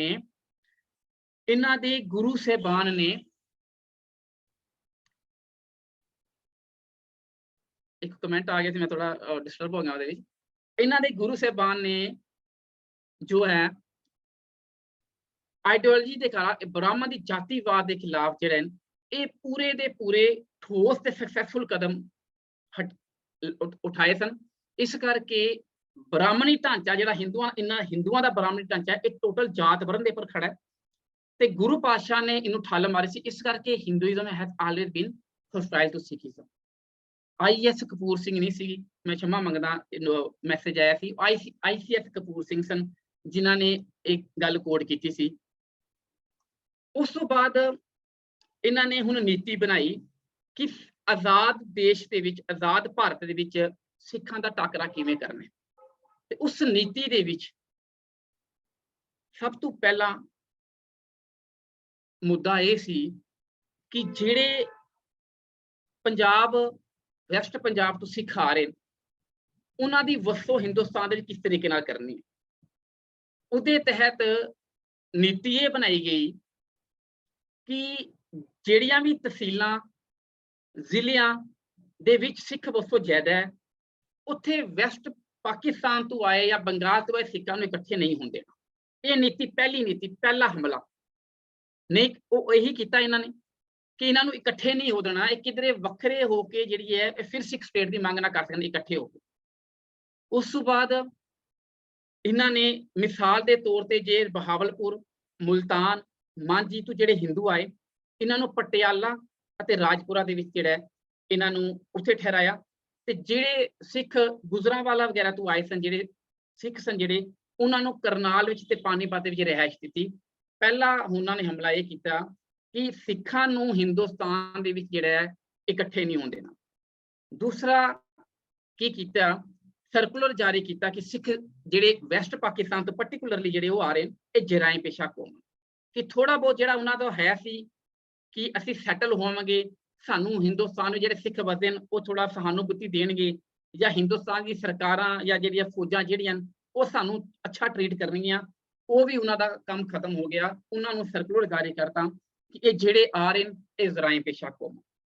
ਤੀਸਰਾ ਹਮਲਾ ਇਹਨਾਂ ਨੇ ਕੀ ਕੀਤਾ ਕਿ ਹਿੰਦੁਸਤਾਨ ਦੇ ਵਿੱਚ ਜਿਹੜੇ ਸੋ ਕਾਲ ਸ਼ਡਿਊਲ ਕਾਸਟ ਹਨ, ਉਹਨਾਂ ਦੇ ਲਈ ਨੌਕਰੀਆਂ, ਉਹਨਾਂ ਦੇ ਲਈ ਅਸੈਂਬਲੀ ਤੇ ਪਬਲਿਕ ਅਦਾਰਿਆਂ 'ਚ ਸੀਟਾਂ, ਉਹਨਾਂ ਦੇ ਵਿਦਿਆਰਥੀਆਂ ਦੇ ਲਈ ਵਜ਼ੀਫੇ, ਇਦਾਂ ਅਨਾਉਂਸਮੈਂਟ ਕਰ ਦਿੱਤੀ। ਅਤੇ ਇਹ ਵੀ ਕਿਹਾ ਕਿ ਇਹ ਜੋ ਸਾਰੀਆਂ ਅਧਿਕਾਰ ਜਿਹੜੇ ਇਹ ਸਾਰੇ ਹਿੰਦੂ ਸ਼ਡਿਊਲ ਕਾਸਟ ਵਾਸਤੇ ਨੇ, ਬਾਕੀਆਂ ਵਾਸਤੇ ਨਹੀਂ ਹੈ। ਇਸ ਦਾ ਨਤੀਜਾ ਕੀ ਨਿਕਲਿਆ, ਸਿੱਖਾਂ ਦੇ ਉੱਪਰ ਇਹਦਾ ਅਸਰ ਕੀ ਹੋਇਆ ਕਿ ਯੂਪੀ ਦੇ ਜਿਹੜੇ ਸਿੱਖ ਤਕਰੀਬਨ ਲੱਖਾਂ ਦੀ ਗਿਣਤੀ ਦੇ ਵਿੱਚ ਜਿਹੜੇ ਅੰਮ੍ਰਿਤ ਛਕ ਕੇ ਸਿੰਘ ਬਣ ਚੁੱਕੇ ਸਨ, ਉਹਨਾਂ ਨੇ ਇਸ ਸਰਕੂਲਰ ਦੇ ਬਾਅਦ, ਇਸ ਆਰਡਰ ਦੇ ਬਾਅਦ ਕੇਸ ਜਿਹੜੇ ਨੇ ਆਪਣੇ ਕਟਵਾ ਲਏ। ਇਸ ਦੇ ਨਾਲ ਜਿਹੜਾ ਬੜੇ ਸਾਲਾਂ ਤੋਂ ਅੰਮ੍ਰਿਤਸਰ ਦਾ ਅਲੀਗੜ੍ਹ ਮਿਸ਼ਨ ਅਤੇ ਨਨਕਾਣਾ ਸਾਹਿਬ ਦਾ ਹਾਰਪਰ ਮਿਸ਼ਨ ਜਿਹੜਾ ਚੱਲ ਰਿਹਾ ਸੀ ਯੂਪੀ ਦੇ ਵਿੱਚ, ਉਹ ਸਦਾ ਲਈ ਬੰਦ ਹੋ ਗਿਆ। ਚੌਥਾ ਹਮਲਾ ਇਹਨਾਂ ਨੇ ਇਹ ਕੀਤਾ ਸਿੱਖਾਂ ਨੂੰ ਖਤਮ ਕਰਨ ਦੇ ਵਿੱਚ, ਸੰਵਿਧਾਨ ਜਿਹੜਾ ਕੰਸਟੀਟਿਊਐਂਟ ਅਸੈਂਬਲੀ ਬਣੀ ਸੀ 8 ਅਗਸਤ 1948 ਦੀ 50 ਮੈਂਬਰਾਂ ਦੀ ਕਮੇਟੀ ਦੀ ਰਿਪੋਰਟ ਆਂਦੀ ਹੈ। ਉਸ ਰਿਪੋਰਟ ਦੇ ਵਿੱਚ ਕਿਹਾ ਕਿ MP ਤੇ MLA, ਲੋਕ ਸਭਾ ਤੇ ਰਾਜ ਸਭਾ ਜਿਹੜੇ ਨੇ, ਇਹਨਾਂ ਦੇ ਜਿਹੜੇ ਨੁਮਾਇੰਦੇ ਨੇ, ਇਹਨਾਂ ਦੀ ਜਿਹੜੀ ਚੋਣ ਪ੍ਰਣਾਲੀ ਹੋਏਗੀ ਇਹ ਜੁਆਇੰਟ ਇਲੈਕਟੋਰੇਟ ਹੋਏਗੀ। ਇਹ ਸੈਪਰੇਟ ਇਲੈਕਟੋਰੇਟ ਕਿਸੇ ਵੀ ਧਰਮ ਨੂੰ ਨਹੀਂ ਦਿੱਤਾ ਜਾਏਗਾ। ਅਸੀਂ ਵੀ ਕਿਸੇ ਵੀ ਵਾਸਤੇ, ਪਾਰਟਿਕੂਲਰਲੀ ਸਿੱਖਾਂ ਵਾਸਤੇ ਵੱਖਰੀਆਂ ਸੀਟਾਂ ਜਿਹੜੀਆਂ ਉਹ ਨਹੀਂ ਦਿੱਤੀਆਂ ਜਾਣਗੀਆਂ। ਹੁਣ ਜਿਹੜੇ ਸਿੱਖਾਂ ਦੇ ਸਾਰੇ ਜਿਹੜੀਆਂ ਡਿਮਾਂਡ ਸਨ ਅਸੈਂਬਲੀ ਦੇ ਵਿੱਚ ਕਿ ਸੈਪਰੇਟ ਇਲੈਕਟੋਰੇਟ, ਵੱਖਰੀਆਂ ਸੀਟਾਂ ਤੇ ਫੌਜਾਂ ਦੇ ਵਿੱਚ ਰਕਬੀਆਂ ਸੇਵਾਵਾਂ, ਇਹ ਸਾਰੇ ਜਿਸ ਵਕਤ ਰੱਦ ਕਰ ਦਿੱਤੇ। ਤੇ ਕੰਸਟੀਟਿਊਐਂਟ ਅਸੈਂਬਲੀ ਦੇ ਵਿੱਚ 2 ਸਿੱਖ, ਹੁਕਮ ਸਿੰਘ ਤੇ ਭੁਪਿੰਦਰ ਸਿੰਘ, ਇਹ 2 ਸਿੱਖ ਸਨ। ਇਹਨਾਂ ਨੇ ਕਾਂਗਰਸ ਸਰਕਾਰ ਨੂੰ ਵਾਅਦੇ ਯਾਦ ਕਰਵਾਏ ਜੋ ਵਾਅਦੇ ਇਹਨਾਂ ਨੇ ਕੀਤੇ ਸਨ। ਅਤੇ ਜਿਸ ਵਕਤ ਕੋਈ ਪੇਸ਼ ਨਾ ਚੱਲੀ ਤੇ ਸਰਦਾਰ ਹੁਕਮ ਸਿੰਘ ਨੇ ਤੇ ਭੁਪਿੰਦਰ ਸਿੰਘ ਨੇ ਉਸ ਸੰਵਿਧਾਨ ਦੇ ਉੱਪਰ ਜਿਹੜਾ ਉਹ ਦਸਤਖਤ ਕਰਨ ਤੋਂ ਇਨਕਾਰ ਕਰ ਦਿੱਤਾ ਅਤੇ ਇਹ ਕਿਹਾ, the Sikhs do not accept this constitution and the Sikhs reject this constitution। ਵੀ ਸਿੱਖ ਇਸ ਸੰਵਿਧਾਨ ਨੂੰ ਰਿਜੈਕਟ ਕਰਦੇ ਨੇ ਕਿਉਂਕਿ 82 ਦੇ ਬੰਦੇ, ਇਹ 1.5% ਜਾਂ ਇਤਨੇ ਅਸੈਂਬਲੀ ਮੈਂਬਰ, ਇਹ 2 ਬੰਦੇ ਕਾਰਜ ਕੀ ਸਕਦੇ ਸਨ, ਇਹਨਾਂ ਨੇ ਰਿਜ਼ਾਈਨ ਨਹੀਂ ਕੀਤਾ। ਜਿਸ ਵਕਤ ਇਸ ਤਰ੍ਹਾਂ ਦੀਆਂ ਗੱਲਾਂ ਹੁੰਦੀਆਂ, ਉਸ ਤੋਂ ਪਹਿਲਾਂ ਉਸਦੇ ਨਾਲ ਇਸ ਸੰਵਿਧਾਨ ਦੇ ਵਿੱਚ ਪਹਿਲੀ ਵਾਰ ਸਿੱਖ ਦੀ ਵੱਖਰੀ ਹੋਂਦ ਨੂੰ ਚੈਲੰਜ ਕੀਤਾ ਗਿਆ। ਚਾਹੇ ਮੁਗਲ ਆਏ, ਚਾਹੇ ਪਠਾਨ ਆਏ, ਚਾਹੇ ਅੰਗਰੇਜ਼ ਆਏ, ਆਜ਼ਾਦੀ ਤੋਂ ਪਹਿਲਾਂ ਚਾਹੇ ਨਹਿਰੂ ਸੀ, ਚਾਹੇ ਗਾਂਧੀ ਸੀ, ਕਦੇ ਵੀ ਇਹਨਾਂ ਨੇ ਸਿੱਖਾਂ ਦੀ ਵੱਖਰੀ ਹੋਂਦ ਨੂੰ ਚੈਲੰਜ ਨਹੀਂ ਕੀਤਾ। ਸਭ ਤੋਂ ਪਹਿਲੀ ਵਾਰ ਅਸੈਂਬਲੀ ਦੇ ਸੰਵਿਧਾਨ ਦੇ ਵਿੱਚ ਇਹਨਾਂ ਨੇ ਵੱਖਰੀ ਹੋਂਦ ਨੂੰ ਚੈਲੰਜ ਕੀਤਾ ਅਤੇ ਇਸਲਾਮ ਤੇ ਕ੍ਰਿਸਚਨ ਨੂੰ ਛੋੜ ਕੇ ਸਿੱਖ, ਬੌਧ ਤੇ ਜੈਨ, ਇਹਨਾਂ ਦੇ ਉੱਪਰ ਹਿੰਦੂ ਕੋਡ ਦੀਆਂ ਧਾਰਾਵਾਂ ਲਾਗੂ ਹੋਣਗੀਆਂ। ਸਿੱਖ ਚਾਹੇ ਕਹੀ ਜਾਣ ਹਮ ਹਿੰਦੂ ਨਹੀਂ, ਚਾਹੇ ਗੁਰੂ ਗ੍ਰੰਥ ਸਾਹਿਬ ਵਿੱਚ ਲਿਖਿਆ ਹੋਏ ਨਾਮ ਹਿੰਦੂ ਨਾਮ ਮੁਸਲਮਾਨ, ਲੇਕਿਨ ਭਾਰਤ ਦਾ ਸੰਵਿਧਾਨ ਕਹਿੰਦਾ ਹੈ ਕਿ ਸਿੱਖ ਹਿੰਦੂ ਹਨ। ਇਸ ਕਰਕੇ ਸੰਵਿਧਾਨ ਦੀ ਦੁਨੀਆ ਦੇ ਵਿੱਚ, ਕਾਨੂੰਨ ਦੀ ਦੁਨੀਆ ਦੇ ਵਿੱਚ ਸਿੱਖ ਵੱਖਰੀ ਕੌਮ ਹੋਣ ਦਾ ਦਾਅਵਾ ਅੱਜ ਦੀ ਡੇਟ ਤੱਕ ਹਰਗਿਜ਼ ਨਹੀਂ ਕਰ ਸਕਦਾ। ਇਤਨਾ ਵੱਡਾ ਸੈਟਬੈਕ ਸਿੱਖਾਂ ਨੂੰ ਇਹ ਲੱਗਿਆ ਅਤੇ ਇਸ ਤਰ੍ਹਾਂ ਦੇ ਡਿਸੀਜ਼ਨ ਲੈ ਕੇ, ਇਸ ਤਰ੍ਹਾਂ ਦੇ ਆਰਡਰ ਪਾਸ ਕਰਕੇ, ਇਸ ਤਰ੍ਹਾਂ ਦੇ ਪ੍ਰੋਗਰਾਮ ਬਣਾ ਕੇ ਫਿਰ ਸਰਕਾਰਾਂ ਚੋਗੇ ਪਾਉਂਦੀਆਂ ਤੇ ਮਛਲੀ ਜਾਲ ਨਾਲ ਜਾਣਿਆਂ ਦੀ ਤਰ੍ਹਾਂ ਸਿੱਖ ਇਸ ਚੋਗੇ ਵਿੱਚ ਫਸਦੇ। 1962 ਦੇ ਵਿੱਚ ਜਵਾਹਰ ਲਾਲ ਨਹਿਰੂ ਨੇ ਚੋਗਾ ਪਾਇਆ ਅਤੇ ਸਰਦਾਰ ਹੁਕਮ ਸਿੰਘ ਨੂੰ ਡਿਪਟੀ ਸਪੀਕਰ ਬਣਾਇਆ। ਹੁਣ ਉਸਨੂੰ ਨਹੀਂ ਪਤਾ ਕਿ ਮੈਂ ਕਿਤਨੇ ਵਜੇ ਜਾਲ ਵਿੱਚ ਫਸ ਰਿਹਾ, ਜਿਹੜਾ ਕੌਮ ਨੂੰ ਇਤਨੀਆਂ ਵੱਡੀਆਂ ਬੇੜੀਆਂ ਦੇ ਵਿੱਚ ਬੰਦ ਕਰਕੇ ਰੱਖ ਦੇਗਾ, ਉਸਨੂੰ ਇਸ ਗੱਲ ਦਾ ਇਲਮ ਨਹੀਂ ਸੀ। ਅਤੇ ਉਹ ਹੁਕਮ ਸਿੰਘ ਜਿਸਨੇ ਸੰਵਿਧਾਨ ਦੇ ਉੱਪਰ ਸਿਗਨੇਚਰ ਕਰਨ ਤੋਂ ਇਨਕਾਰ ਕਰ ਦਿੱਤਾ ਕਿ Sikhs do not accept this constitution, reject this constitution, ਉਹੀ ਹੁਕਮ ਸਿੰਘ ਉਸੇ ਸੰਵਿਧਾਨ ਦੀ ਸਹੁੰ ਖਾ ਕੇ ਕਿ ਮੈਂ ਇਸ ਸੰਵਿਧਾਨ ਦਾ ਵਚਨਬੱਧ ਰਹਾਂਗਾ, ਡਿਪਟੀ ਸਪੀਕਰ ਦੀ ਕੁਰਸੀ ਤੇ ਜਾ ਕੇ ਬੈਠ ਗਿਆ। ਇਸ ਤਰ੍ਹਾਂ ਦੀਆਂ ਸਰਕਾਰਾਂ ਚੋਗੇ ਪਾਉਂਦੀਆਂ, ਪਹਿਲੇ ਵੀ ਪਾਉਂਦੀਆਂ ਸਨ, ਅੱਜ ਵੀ ਪਾ ਰਹੇ ਨੇ ਤੇ ਅੱਗੇ ਵੀ ਚੋਗੇ ਪਾਉਂਦੀਆਂ ਰਹਿਣਗੀਆਂ। ਤੇ ਮਛਲੀ ਜਾਲ ਨਾਲ ਜਾਣਾ ਦੀ ਤਰ੍ਹਾਂ ਸਿੱਖ ਜਿਹੜੇ ਇਸ ਚੋਗਿਆਂ ਦੇ ਵਿੱਚ, ਇਸ ਜਾਲ ਵਿੱਚ ਫਸਦੇ ਰਹਿਣਗੇ। ਉਸ ਤੋਂ ਬਾਅਦ ਅਗਲਾ ਜਿਹੜਾ ਇਹਨਾਂ ਨੇ ਅਟੈਕ ਕੀਤਾ ਸਿੱਖਾਂ ਦੇ ਉੱਪਰ, ਸੰਵਿਧਾਨ ਵਿੱਚ ਜੋ ਉਹਨਾਂ ਨੇ ਕਰ ਤੇ ਜਿਤਨਾ ਔਕਾਤ ਨੇ ਕਰ ਦਿੱਤਾ। ਅਗਲਾ ਇੱਕ ਹੋਰ ਵੱਡਾ ਅਟੈਕ ਕੀਤਾ ਜਿਸ ਵਕਤ ਪੰਜਾਬੀ ਸੂਬੇ ਦੀ ਗੱਲ ਆਈ। ਦਿੱਲੀ ਬਣਿਆ, ਤਾਮਿਲ ਬਣਿਆ, ਤੇਲਗੂ ਬਣਿਆ, ਅਸਾਮ ਬਣਿਆ, ਬੰਗਾਲੀ ਬਣਿਆ, ਲੇਕਿਨ ਕਮੇਟੀ ਬਣੀ, ਸਬ ਕਮੇਟੀ ਬਣੀ ਪੰਡਿਤ ਮੋਤੀ ਲਾਲ ਨਹਿਰੂ, ਪੰਡਿਤ ਜਵਾਹਰ ਲਾਲ ਨਹਿਰੂ, ਸਰਦਾਰ ਵੱਲਭ ਭਾਈ ਪਟੇਲ, ਪਤਾਭਾਈ ਸੀਤਾਰਮਈਆ। ਇਹ ਉਹ ਸਨ ਜਿਨ੍ਹਾਂ ਨੇ ਵਾਅਦੇ ਕੀਤੇ ਸਨ। ਇਹਨਾਂ ਨੇ ਲਿਖ ਕੇ ਦੇਤਾ, ਚਾਹੇ ਜਿਤਨੀ ਮਰਜ਼ੀ ਦਲੀਲ ਦੇ ਦਿਓ, ਚਾਹੇ ਜਿਤਨੀ ਮਰਜ਼ੀ ਜਸਟੀਫਿਕੇਸ਼ਨ ਹੋ ਜਾਵੇ, ਲੇਕਿਨ ਕਿਸੇ ਵੀ ਹਾਲਤ ਦੇ ਵਿੱਚ ਭਾਰਤ ਦੇ ਨਾਰਥ ਦੇ ਵਿੱਚ ਦੋ ਸੂਬਿਆਂ ਦੇ ਵਿੱਚ ਜਿਹੜਾ ਹੈ ਉਹਦੇ 'ਚ ਲੈਂਗੁਏਜ ਦੇ ਆਧਾਰ ਦੇ ਪਰ ਵੰਡ ਨਹੀਂ ਹੋਏਗੀ, ਇੱਕ ਕਸ਼ਮੀਰ ਤੇ ਇੱਕ ਪੰਜਾਬ। ਕਿਉਂਕਿ ਇਹਨਾਂ ਦੋਨਾਂ ਦੇ ਵਿੱਚ ਜਿਹੜੇ ਸਨ, ਜਿਹੜੇ ਗੈਰ ਹਿੰਦੂ ਸਨ ਉਹ ਮੈਜੋਰਟੀ ਵਿੱਚ ਸਨ। ਪੰਜਾਬ 'ਚ ਸਿੱਖ ਤੇ ਕਸ਼ਮੀਰ ਦੇ ਵਿੱਚ ਮੁਸਲਮਾਨ। ਫਿਰ ਪੰਜਾਬੀ ਸੂਬਾ ਅੰਦੋਲਨ ਸ਼ੁਰੂ ਹੋਏ। ਤਾਂ ਸਭ ਤੋਂ ਵੱਡਾ ਕਾਰਨ ਜਿਹੜਾ ਸੀ ਨਾ ਪੰਜਾਬੀ ਸੂਬਾ ਨਾ ਦੇਣ ਦਾ, ਸਭ ਤੋਂ ਵੱਡਾ ਕਾਰਨ ਕਿ ਗੁਰੂ ਗ੍ਰੰਥ ਸਾਹਿਬ ਪੰਜਾਬੀ ਵਿੱਚ, ਗੁਰਮੁਖੀ ਸਕ੍ਰਿਪਟ ਦੇ ਵਿੱਚ, ਹੋਰ ਕੋਈ ਭਾਸ਼ਾ ਨਹੀਂ ਜਿਹੜੀ ਇਸ ਸਕ੍ਰਿਪਟ ਦੇ ਵਿੱਚ ਸੀ। ਇਹਨਾਂ ਨੂੰ ਬਸ ਜੇ ਸੂਬਾ ਬਣਾ ਦਿੱਤਾ ਗਿਆ ਤੇ ਫਿਰ ਇਹ ਆਪਣੇ ਧਰਮ ਨੂੰ ਹੋਰ ਪ੍ਰਚਾਰ ਤੇ ਪ੍ਰਸਾਰ ਕਰਨਗੇ। ਤੇ ਇਹਨਾਂ ਨੂੰ ਪਤਾ ਸੀ ਕਿ ਜਿਤਨੀ ਵੀ ਤਾਕਤ, ਜਿਤਨੀ ਵੀ ਐਨਰਜੀ, ਜਿਤਨੀਆਂ ਵੀ ਕੁਰਬਾਨੀਆਂ ਸਿੱਖਾਂ ਦੀ ਹੋਈਆਂ, ਇਹਨਾਂ ਦਾ ਸੋਮਾ ਜਿਹੜਾ ਧੰਨ ਧੰਨ ਸਾਹਿਬ ਸ਼੍ਰੀ ਗੁਰੂ ਗ੍ਰੰਥ ਸਾਹਿਬ। ਇਸ ਕਰਕੇ ਉਹ ਨਹੀਂ ਸੀ ਚਾਹੁੰਦੇ ਕਿ ਇਹਦਾ ਪ੍ਰਚਾਰ ਤੇ ਪ੍ਰਸਾਰ ਬੜਾ ਜ਼ਿਆਦਾ ਫੈਲੇ, ਨਾਲ ਸਿੱਖ ਇੱਕ ਜਗ੍ਹਾ ਨਾ ਇਕੱਠੇ ਹੋਣ। ਇਹਨਾਂ ਨੇ ਬਿਲਕੁਲ ਸਟੇਟ ਫਾਰਵਰਡ ਕਮੇਟੀ ਨੇ ਮਨਾ ਕਰਤਾ ਕਿ ਕਿਸੇ ਵੀ ਕੰਡੀਸ਼ਨ ਦੇ ਉੱਪਰ ਪੰਜਾਬੀ ਸੂਬਾ ਨਹੀਂ ਬਣੇਗਾ। ਫਿਰ ਪੰਜਾਬੀ ਸੂਬਾ ਅੰਦੋਲਨ ਸ਼ੁਰੂ ਹੋਇਆ। ਹਜ਼ਾਰਾਂ ਸਿੱਖ ਜਿਹੜੇ ਜੇਲ੍ਹਾਂ ਵਿੱਚ ਸੁੱਟੇ ਗਏ, ਲੱਖਾਂ ਦਾ ਨੁਕਸਾਨ ਹੋਇਆ, ਬੜਾ ਕੁਝ ਵਾਪਰਿਆ। ਫਿਰ ਬੜਾ ਕੁਝ ਵਾਪਰਿਆ। ਬੜਾ ਜਦੋਜਹਿਦ ਕਰਕੇ ਸਿੱਖਾਂ ਨੂੰ ਪੰਜਾਬੀ ਸੂਬਾ ਮਿਲਿਆ। ਔਰ 1984 ਦੇ ਵਿੱਚ ਨਾ ਦੋ ਹਿੰਦੂ ਵਿਦਵਾਨ ਆਏ ਸਨ ਭਾਰਤ ਦੇ ਵਿੱਚ। ਇੱਕ ਸੀ KT ਲਾਲਵਾਨੀ ਅਤੇ ਇੱਕ ਰਘੁਨਾਥ ਆਇੰਗਰ। ਇਹਨਾਂ ਨੇ ਇੱਕ ਟਰੈਕ ਰਿਪੋਰਟ ਦਿੱਤੀ ਸੀ ਕਿ ਇਹਨਾਂ ਦਾ ਟਰੈਕ ਦਾ ਨਾਮ ਸੀ independent study of Hindu Sikh conflict in Punjab. ਕਿ ਕਾਰਨ ਢੂੰਢੀਏ ਕਿ ਕਾਰਨ ਕੀ ਹੈ ਇਹਨਾਂ ਦਾ, ਇਹ ਇਹਨਾਂ ਦੀ ਲੜਾਈ ਦਾ ਕਾਰਨ ਕੀ ਆ।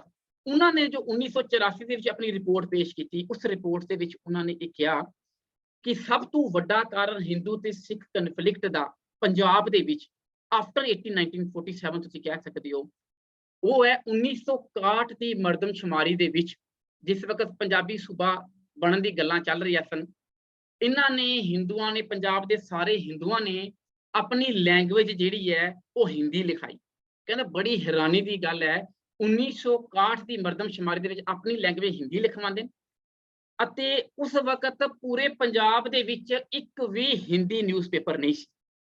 ਉਹਨਾਂ ਦੀ ਰਿਪੋਰਟ ਇਹ ਗੱਲ ਕਹਿੰਦੀ ਹੈ, LT ਲਾਲਵਾਨੀ ਅਤੇ ਰਘੁਨਾਥ ਆਇੰਗਰ ਦੇ ਇੱਕ ਵੀ ਜਿਹੜਾ ਹਿੰਦੀ ਦਾ ਨਿਊਜ਼ਪੇਪਰ ਉਸ ਵਕਤ ਨਹੀਂ ਸੀ।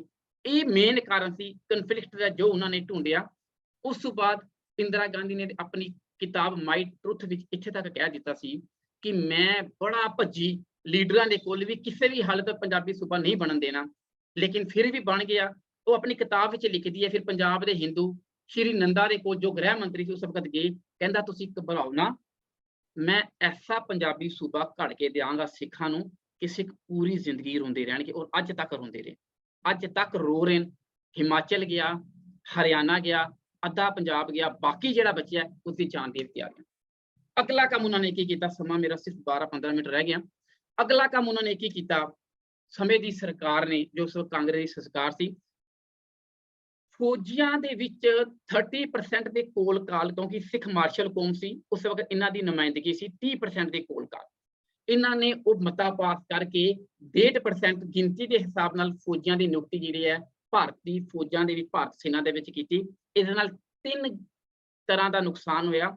ਇੱਕ ਤੇ ਜੋ ਮਾਰਸ਼ਲ ਸਪਿਰਿਟ ਸੀ ਉਹ ਖਤਮ ਹੋਈ, ਦੂਸਰਾ ਬੇਰੁਜ਼ਗਾਰ ਹੋਏ। ਅਗਰ 30% ਨੂੰ ਉਸ ਵਕਤ ਰੋਜ਼ਗਾਰ ਮਿਲ ਰਹੀ ਆਰਮੀ ਹੁਣ 1.5% ਨੂੰ ਮਿਲ ਰਹੀ ਹੈ, ਬੇਰੁਜ਼ਗਾਰ ਹੋਏ ਅਤੇ ਆਰਥਿਕ ਤੌਰ ਤੇ ਸਿੱਖ ਜਿਹੜਾ ਕਮਜ਼ੋਰ ਹੈ। ਉਸ ਅਗਲਾ ਜਿਹੜਾ ਉਹਨਾਂ ਨੇ ਹਮਲਾ ਕੀਤਾ, ਅਗਲਾ ਹਮਲਾ ਇਹ ਸੀ ਕਿ ਉਹਨਾਂ ਨੂੰ ਪਤਾ ਸੀ ਕਿ 85% ਸਿੱਖ ਜਿਹੜਾ ਹੈ ਪੰਜਾਬ ਦਾ ਜਿਹੜਾ ਹੈ ਉਹ ਖੇਤੀਬਾੜੀ ਕਰਕੇ ਉਸ ਵਕਤ ਰੋਟੀ ਖਾਂਦਾ ਸੀ। ਅੱਜ ਦੀ ਡੇਟ ਦੀ ਗੱਲ ਨਹੀਂ ਕਰ ਰਿਹਾ, ਉਸ ਵਕਤ ਦੀ ਗੱਲ। ਤੇ ਸਭ ਤੋਂ ਜ਼ਿਆਦਾ ਲੈਂਡ ਜਿਹੜੀ ਆ ਉਹ ਸਿੱਖਾਂ ਦੇ ਕੋਲ ਸੀ। ਫਿਰ ਇਹਨਾਂ ਨੇ ਇੱਕ ਲੈਂਡ ਸੀਲਿੰਗ ਐਕਟ ਲੈ ਕੇ ਆਂਦਾ। ਲੈਂਡ ਸੀਲਿੰਗ ਐਕਟ ਦੇ ਵਿੱਚ ਇੱਕ ਫਿਕਸ ਕਰਤਾ ਕਿ ਇਤਨੀ ਲੈਂਡ ਜਿਹੜੀ ਹੈ ਤੁਹਾਡੇ ਕੋਲ ਹੋਣੀ ਚਾਹੀਦੀ ਹੈ, ਤੇ ਬਾਕੀ ਜਿਹੜੀ ਲੈਂਡ ਹੈ ਉਹ ਸਰਪਲਸ ਲੈਂਡ ਹੈ, ਤੇ ਸਰਪਲਸ ਦੇ ਨਾਂ ਦੇ ਆਪਾਂ ਉਹ ਜਿਹੜੀ ਹੈ ਸੋ ਕਾਲ ਸ਼ਡਿਊਲ ਕਾਸਟ ਨੂੰ ਦਿੱਤੀ ਜਾਏਗੀ। ਅਤੇ ਨਾਲ ਇਹ ਵੀ ਕਿਹਾ ਕਿ ਇਹ ਐਕਟ ਜਿਹੜਾ ਸੀਲਿੰਗ ਐਕਟ ਜਿਹੜਾ ਹੈ ਇਹ ਸ਼ਹਿਰ ਦੇ ਵਿੱਚ ਕਾਰਖਾਨਿਆਂ ਦੇ ਵਿੱਚ ਵੀ ਲਗਾਇਆ ਜਾਏਗਾ, ਜੋ ਕਿ ਬਾਅਦ ਵਿੱਚ ਨਹੀਂ ਲਗਾਇਆ ਗਿਆ, ਕਿਉਂਕਿ ਕਾਰਖਾਨੇ ਜਿਹੜਾ ਉਚੇਚੇ ਤੌਰ ਤੇ ਹਿੰਦੂਆਂ ਦੇ ਕੋਲ ਸਨ, ਇਸ ਜ਼ਮੀਨਾਂ ਜਿਹੜੀਆਂ ਸਿੱਖਾਂ ਦੇ ਕੋਲ ਸਨ, ਇਸ ਕਰਕੇ ਸਿੱਖਾਂ ਦੇ ਉੱਪਰ ਇਹ ਐਕਟ ਲਗਾਇਆ ਗਿਆ। ਉਸ ਤੋਂ ਬਾਅਦ ਜਿਹੜਾ ਪੰਜਾਬ ਦੇ ਪਾਣੀਆਂ ਦਾ ਮਸਲਾ ਜਿਹੜਾ ਫਿਰ ਇੱਕ ਵਾਰ ਸਤਲੁਜ ਯਮੁਨਾ ਲਿੰਕ ਤੋਂ ਬਾਅਦ ਜਿਹੜਾ ਸਰਗਰਮ ਹੋ ਗਿਆ। 5 ਦਰਿਆ, 2.5 ਦਰਿਆ ਪਹਿਲੇ ਹੀ ਚਲਾ ਗਿਆ ਪਾਕਿਸਤਾਨ ਦੇ ਵਿੱਚ, ਜੇਹਲਮ, ਚਨਾਬ ਤੇ ਅੱਧਾ ਰਾਵੀ। ਬਾਕੀ ਜਿਹੜਾ ਬਚਿਆ ਸੀ ਉਹ ਵੀ ਇਹਨਾਂ ਨੇ ਵੰਡਣਾ ਸ਼ੁਰੂ ਕਰ ਦਿੱਤਾ। ਅਲਟੀਮੇਟਲੀ ਨਹਿਰ ਕੱਢੀ ਰਾਜਸਥਾਨ ਦੀ, ਹਰਿਆਣੇ ਨੂੰ ਪਾਣੀ ਦਿੱਤਾ। ਹਰਿਆਣੇ ਕੋਲ ਆਲਰੇਡੀ ਜਮਨਾ ਦਾ ਪਾਣੀ ਸੀ। ਫਿਰ ਭਾਖੜਾ ਤੇ ਸਰਹੰਦ ਬਚੀ ਇਹਨਾਂ ਦੇ ਕੋਲ। ਔਰ ਪੂਰੇ ਇੰਡੀਆ ਦੇ ਵਿੱਚ ਇੱਕੋ ਵਾਹਿਦ ਪੰਜਾਬ ਸਟੇਟ ਸੀ ਜਿਹਦਾ ਭਾਖੜਾ ਪ੍ਰਬੰਧਕ ਬੋਰਡ ਦਾ ਪ੍ਰਬੰਧ ਸੈਂਟਰ ਨੇ ਆਪਣੇ ਕੋਲ ਲਿਆ। ਅਦਰਵਾਈਜ਼ ਰੂਲ ਕੀ ਕਹਿੰਦਾ ਹੈ ਕਿ ਜਿਸ ਸਟੇਟ ਦੇ ਵਿੱਚ ਪਾਣੀ ਵਗ ਰਿਹਾ ਹੈ ਉਹੀ ਉਸ ਪਾਣੀ ਦੇ ਉੱਪਰ ਜਿਹੜਾ ਹੈ ਉਹੀ ਸਟੇਟ ਲਾ ਬਣਾ ਸਕਦੀ ਹੈ। ਫਿਰ ਸਿੰਚਾਈ ਬੋਰਡ ਬਣਿਆ। ਇਹ ਸਾਰੇ ਅਧਿਕਾਰ ਉਹਨਾਂ ਨੇ ਜਿਹੜੇ ਆਪਣੇ ਪਾਸ ਰੱਖ ਲਏ। ਉਸ ਤੋਂ ਬਾਅਦ ਇਹ ਸਾਰਾ ਕੁਝ ਕਰਨ ਤੋਂ ਬਾਅਦ ਫਿਰ ਇਹਨਾਂ ਦਾ ਫਰਜ਼ ਬਣਦਾ ਸੀ ਕਿ ਕਾਰਖਾਨੇ ਲਗਾਈਏ, ਲੇਕਿਨ ਕਾਰਖਾਨੇ ਪੰਜਾਬ ਦੇ ਵਿੱਚ ਨਹੀਂ ਲਗਾਏ। ਆਖਿਰ ਦੇ ਵਿੱਚ ਜਾ ਕੇ, ਕਿਉਂਕਿ ਜਿਸ ਵਕਤ ਬਹਾਦਰ ਸ਼ਾਹ ਦਾ ਰਾਜ ਸੀ, ਜ਼ਕਰੀਆ ਖਾਨ ਦਾ ਰਾਜ ਸੀ, ਮੀਰ ਮਨੂ ਦਾ ਰਾਜ ਸੀ, ਬੰਦਾ ਸਿੰਘ ਬਹਾਦਰ ਦੇ ਬਾਅਦ ਸਿੱਖਾਂ ਦੇ ਸਿਰਾਂ ਦੇ ਮੁੱਲ ਪੈਂਦੇ ਗਏ। ਸਿੱਖਾਂ ਦੇ ਸਿਰਾਂ ਦੇ ਹੁਕਮ ਜਾਰੀ ਕੀਤੇ, ਜਿੱਥੇ ਮਿਲਣ ਗੋਲੀ ਮਾਰ ਦਿਓ। ਕਿਉਂਕਿ ਹੁਣ ਡੈਮੋਕ੍ਰੈਟਿਕ ਸਰਕਾਰ ਤੇ ਇਸ ਤਰ੍ਹਾਂ ਦੇ ਹੁਕਮਦਾਰੀ ਨਹੀਂ ਸੀ ਕੀਤੀ ਜਾਂਦੀ। ਅਖੀਰਲਾ ਕੰਮ ਜੋ ਉਹਨਾਂ ਨੇ ਕੀਤਾ, ਜੋ ਅੱਜ ਤੱਕ ਕਰ ਰਹੇ ਨੇ, ਜੋ ਅੱਗੇ ਵੀ ਕਰਦੇ ਰਹਿਣਗੇ, ਕਿ ਸਿੱਖਾਂ ਨੂੰ ਬਹੁ ਗਿਣਤੀ ਦੇ ਵਿੱਚ ਜਿਹੜਾ ਹੈ ਉਹ ਨੀਵਾਂ ਕਰਨਾ, ਇਹਨਾਂ ਨੂੰ ਦੇਸ਼ ਦਾ ਗਰਦਾਰ ਕਹਿਣਾ ਅਤੇ ਇਹਨਾਂ ਨੂੰ ਇਸ ਤਰੀਕੇ ਦੇ ਨਾਲ ਪੇਸ਼ ਕਰਨਾ ਕਿ ਇਹ ਕੁਝ ਵੀ ਬੋਲਣਗੇ ਤੇ ਦੇਸ਼ ਦੀ ਅਖੰਡਤਾ ਵਿੱਚ ਫਰਕ ਪਏਗਾ। ਇਹ ਸਾਰਾ ਕੁਝ ਜਿਸ ਵਕਤ ਪੰਜਾਬ ਦੇ ਬੇਪਰਵਾਹਾਂ ਨੇ ਇਹ ਦੇਖਿਆ ਕਿ ਪੰਜਾਬ ਦੀ ਪੰਜਾਬੀ ਬੋਲਦੀ ਧਰਤੀ ਖੋਹ ਲਈ, ਪੰਜਾਬ ਦੀ ਰਾਜਧਾਨੀ ਖੋਹ ਲਈ, ਪੰਜਾਬ ਦਾ ਪਾਣੀ ਆਪਣੇ ਕਬਜ਼ੇ ਵਿੱਚ ਕਰ ਲਿਆ, ਤੇ ਰਹਿੰਦਾ ਪਾਣੀ ਵੀ ਜਿਹੜਾ ਉਹ ਗੈਰਾਂ ਨੂੰ ਦੇਣ ਦੇ ਇਰਾਦੇ ਧਾਰ ਲਏ। ਤੇ ਪੰਜਾਬ ਦੇ ਉਸ ਵਕਤ ਲੀਡਰ, ਦੇਸ਼ ਦੇ ਲੀਡਰ ਇਹ ਕਹਿਣਾ ਸ਼ੁਰੂ ਹੋ ਗਏ ਕਿ ਹੁਣ ਸਿੱਖਾਂ ਦੀ ਜਿਹੜੀ ਬਿਹਤਰੀ ਇਸੇ ਵਿੱਚ ਹੈ ਕਿ ਆਪਣੀ ਨਿਹਾਰੀ ਹੋਂਦ ਨੂੰ ਛੱਡ ਕੇ ਹਿੰਦੁਸਤਾਨੀਆਂ ਦੀ ਬਹੁਪੱਖੀ ਜਮਹੂਰੀਅਤ ਵਿੱਚ ਸ਼ਾਮਲ ਹੋ ਜਾਣ। ਜੋ ਉਹਨਾਂ ਦੇ ਕਰਤੇ ਧਰਤੇ ਇਹ ਕਹਿਣਾ ਸ਼ੁਰੂ ਹੋ ਗਏ। ਫਿਰ ਸਿੱਖ ਨੇ ਆਵਾਜ਼ ਉਠਾਈ, ਹਮ ਹਿੰਦੂ ਨਹੀਂ। ਬਸ ਇਹ ਕਹਿਣ ਦੀ ਲੋੜ ਸੀ। ਅੱਤਵਾਦੀ, ਵੱਖਵਾਦੀ, ਖਾਲਿਸਤਾਨੀ, ਦੇਸ਼ ਦੇ ਗਰਦਾਰ ਇਹ ਡਿਗਰੀਆਂ ਮਿਲਣਾ ਸ਼ੁਰੂ ਹੋਈਆਂ। ਬਥੇਰਾ ਕਿਹਾ ਉਸ ਵਕਤ ਦੀ ਪਾਰਟੀ ਨੇ, ਸ਼੍ਰੋਮਣੀ ਅਕਾਲੀ ਦਲ ਨੇ, ਜਿਨ੍ਹਾਂ ਨੂੰ ਇਹ ਕहेंगे सब राज का जो राज वो अपने देश में होगा, तुम्हारे हाथ में झंडा फल। बथेरा किया कि ਅਸੀਂ ਇਸ ਸ਼ਹਿਰ ਦੇ ਵਸਿੰਦੇ ਹਾਂ, ਅਸੀਂ ਵਚਨਬੱਧ ਹਾਂ, ਅਸੀਂ ਪੂਰੀ ਇਮਾਨਦਾਰੀ ਵਰਤੀ ਹੈ ਤੇ ਵਰਤਾਂਗੇ। ਲੇਕਿਨ ਜਿਤਨੀਆਂ ਵੀ ਅਖਬਾਰਾਂ ਸਨ ਪੰਜਾਬ ਦੀਆਂ, ਚਾਹੇ ਹਿੰਦੁਸਤਾਨ ਦੀਆਂ, ਉਹਨਾਂ ਸਾਰਿਆਂ ਨੇ ਸਿੱਖਾਂ ਨੂੰ ਇਸ ਤਰ੍ਹਾਂ ਕਰਨਾ, ਭੰਡਣਾ ਸ਼ੁਰੂ ਕਰਤਾ ਕਿ ਇਹ ਅੱਤਵਾਦੀ, ਇਹ ਵੱਖਰੀ ਹੋਂਦ ਦੀ ਗੱਲ ਕਰਦੇ ਨੇ। ਉਸ ਦੇ ਬਾਅਦ ਸਿੱਖ ਸਟੂਡੈਂਟ ਫੈਡਰੇਸ਼ਨ ਦੇ ਉੱਪਰ ਇਹਨਾਂ ਨੇ ਜੇ ਰੋਕ ਲਗਾਤੀ, ਖਾਲਸਾ ਯੂਥ ਦਲ ਦੇ ਉੱਪਰ ਰੋਕ ਲਗਾਤੀ। ਇਸ ਦੇ ਬਾਅਦ ਨੌਜਵਾਨ ਜਿਹੜਾ ਇੱਕ ਰੂਪੋਸ਼ ਹੋ ਗਿਆ, ਉਹਦੀ ਭਾਲ ਦੇ ਵਿੱਚ ਇਹਨਾਂ ਨੇ ਘਰ ਘਰ ਤਲਾਸ਼ੀ ਲੈਣੀ ਸ਼ੁਰੂ ਕੀਤੀ ਅਤੇ ਬੱਚਿਆਂ ਦੀ, ਬੇਬੀਆਂ ਦੀ ਬੇਪਤੀ ਕਰਨੀ ਸ਼ੁਰੂ ਕੀਤੀ। ਇਹ ਸਾਰਾ ਕੁਝ ਕਰਦੇ ਕਰਦੇ 1965, 1971 ਇਹ ਸਾਰੀਆਂ ਲੜਾਈਆਂ ਵਾਪਰੀਆਂ। ਉਸ ਤੋਂ ਬਾਅਦ ਆਖਿਰ ਦੇ ਵਿੱਚ ਜਾ ਕੇ ਜਿਹੜਾ ਮੋਰਚਾ ਲੱਗਿਆ, ਧਰਮ ਯੁੱਧ ਮੋਰਚਾ ਲੱਗਿਆ 4 ਅਗਸਤ 1982 ਦੇ ਵਿੱਚ। 2 ਸਾਲ ਤਕਰੀਬਨ ਮੋਰਚਾ ਚੱਲਦਾ ਰਿਹਾ। ਇਸ ਮੋਰਚੇ ਦੇ ਵਿੱਚ ਇਹਨਾਂ ਨੂੰ ਰੱਜ ਕੇ ਬਦਨਾਮ ਕਰਨ ਦੀ ਕੋਸ਼ਿਸ਼ ਕੀਤੀ। ਬੜਾ ਸ਼ਾਂਤਮਈ ਮੋਰਚਾ ਸੀ, ਜਿਸ ਤਰ੍ਹਾਂ ਪਹਿਲੇ ਲੱਗਦਾ ਸੀ ਅੰਦੋਲਨ, ਉਸੇ ਤਰ੍ਹਾਂ ਮੋਰਚਾ ਲੱਗਿਆ। 2 ਸਾਲ ਮੋਰਚਾ ਲੱਗਿਆ। 2 ਜੂਨ ਨੂੰ ਇਹ ਅਨਾਉਂਸਮੈਂਟ ਕੀਤੀ ਗਈ ਕਿ 3 ਜੂਨ ਤੋਂ ਜਿਹੜਾ ਸਰਕਾਰ ਦੇ ਨਾਲ ਕਿਸੇ ਤਰ੍ਹਾਂ ਦਾ ਵੀ ਨਾ ਮਿਲਵਰਤਨ ਜਿਹੜਾ ਉਹ ਮੁੱਦਾ ਪਾਸ ਕੀਤਾ ਗਿਆ। ਉਸ ਤੋਂ ਪਹਿਲੇ ਚੱਲਦਾ ਸੀ ਰੇਲ ਰੋਕੋ, ਗੱਡੀ ਰੋਕੋ। ਇਹਨਾਂ ਨੇ ਨਾਰੇ ਲਗਾਉਣੇ ਸ਼ੁਰੂ ਕੀਤੇ, ਇੱਕੀ ਦੁੱਕੀ ਰਹਿਣ ਨਹੀਂ ਦੇਣੀ, ਸਿਰ ਤੇ ਪਗੜੀ ਰਹਿਣ ਨਹੀਂ ਦੇਣੀ, ਕੱਚ ਕੰਗਾ ਤੇ ਕਿਰਪਾਨ ਸਭ को ਭੇਜੋ ਪਾਕਿਸਤਾਨ। ਇਸ ਤਰ੍ਹਾਂ ਦੇ ਨਾਰੇ ਕਰਦੇ ਕਰਦੇ ਅਣਖ ਨੂੰ ਵਿਗਾੜਦੇ ਰਹੇ। ਪੰਜਾਬ ਦੇ ਵਿੱਚ, ਹਰਿਆਣੇ ਤੋਂ ਜਿਹੜੀਆਂ ਬੱਸਾਂ ਨਿਕਲਦੀਆਂ ਸਨ, ਸਿੱਖਾਂ ਨੂੰ ਉਤਾਰ ਕੇ ਉਹਨਾਂ ਦੇ ਦਾੜੀਆਂ ਤੇ ਮੁੱਛਾਂ ਮੁੰਨ ਕੇ ਸਿੱਧਾ ਸਿੱਖਾਂ ਦੀ ਅਣਖ ਨੂੰ ਚੈਲੰਜ ਕਰਦੇ ਸਨ। ਇਹ ਸਾਰਾ ਕੁਝ ਕਰਦੇ 1900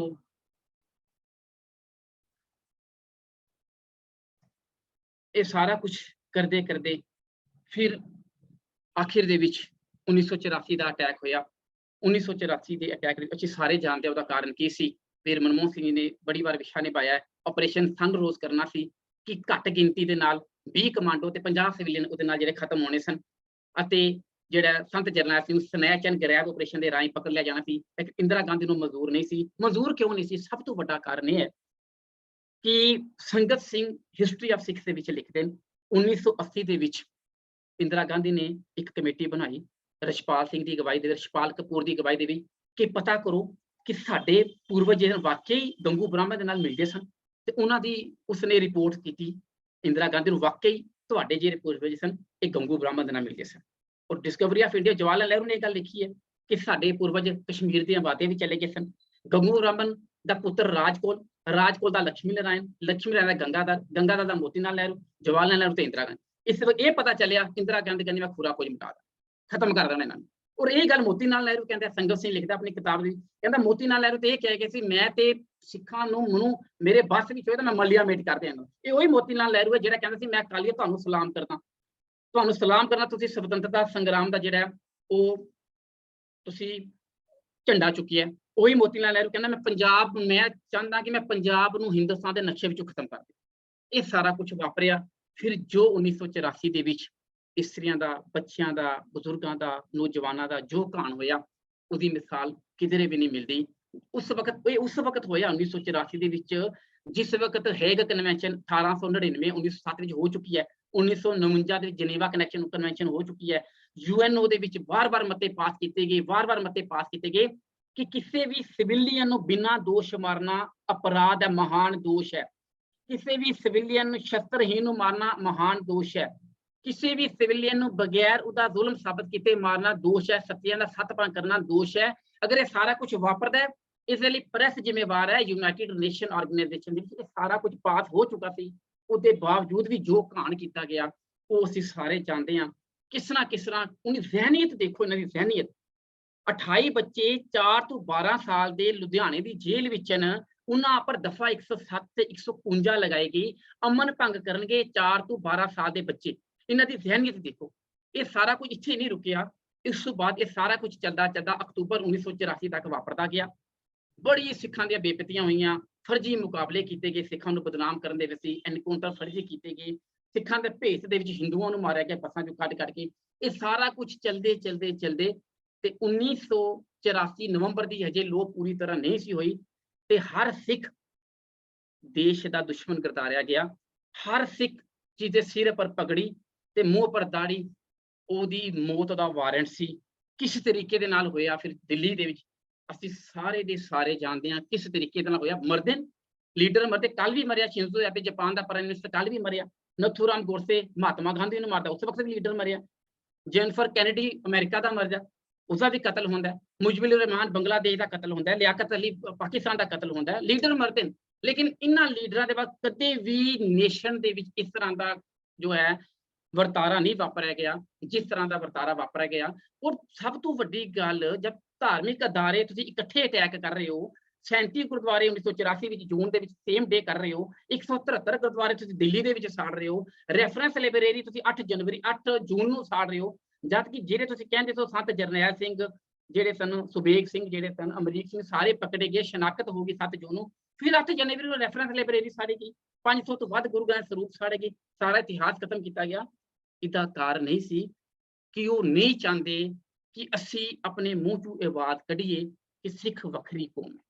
ਸੋ ਇੰਨਾ ਕੁਝ ਵਾਪਰਨ ਦੇ ਬਾਅਦ ਵੀ, ਸਮਾਂ ਮੇਰਾ ਸਿਰਫ 2-5-7 ਮਿੰਟ ਰਹਿ ਗਿਆ, ਇੰਨਾ ਕੁਝ ਵਾਪਰਨ ਦੇ ਬਾਵਜੂਦ ਵੀ ਜੇਕਰ ਅਸੀਂ ਨਹੀਂ ਸੰਭਲਦੇ, ਜੇਕਰ ਅਸੀਂ ਆਪਣੀ ਨਬਜ਼ ਦੇ ਪਰ ਹੱਥ ਰੱਖ ਕੇ ਆਪਣੀ ਹਰਾਰਤ ਨੂੰ ਨਹੀਂ ਵੇਖਦੇ ਤੇ ਆਪਣਾ ਨਫਾ ਤੇ ਨੁਕਸਾਨ ਨਹੀਂ ਸੋਚਦੇ, ਤੇ ਸਾਡੇ ਤੋਂ ਵੱਧ ਸਿੱਖਾਂ ਤੋਂ ਵੱਧ ਜਿਹੜਾ ਹੋਰ ਕੋਈ ਵੀ ਗਿਆ ਗੁਜ਼ਰਾ ਨਹੀਂ ਹੋਵੇਗਾ। ਜਰਾ ਅੱਜ ਦੀ ਡੇਟ ਤੇ ਵੀ ਜਥੇਦਾਰੀਆਂ ਪੰਥ ਨੂੰ ਛਿੱਕੇ ਦੇ ਟੰਗੇ, ਜਥੇਦਾਰੀਆਂ ਦੇ ਕੁਰਸੀਆਂ ਦੇ ਮਗਰ ਲੱਗਿਆ ਗਿਆ। ਸਾਨੂੰ ਨਹੀਂ ਪਤਾ ਚੱਲਦਾ ਕਿ ਸਿੱਖਾਂ ਨੂੰ ਕਿਹੜੇ ਸਿੱਖਾਂ ਨੂੰ ਸਾਡੇ ਏਰੀਏ ਵਿੱਚ ਖਰੀਦਿਆ ਗਿਆ। ਸਾਨੂੰ ਨਹੀਂ ਪਤਾ, ਸਾਨੂੰ 50 ਸਾਲ ਬਾਅਦ ਸਮਝ ਆਉਂਦੀ ਹੈ।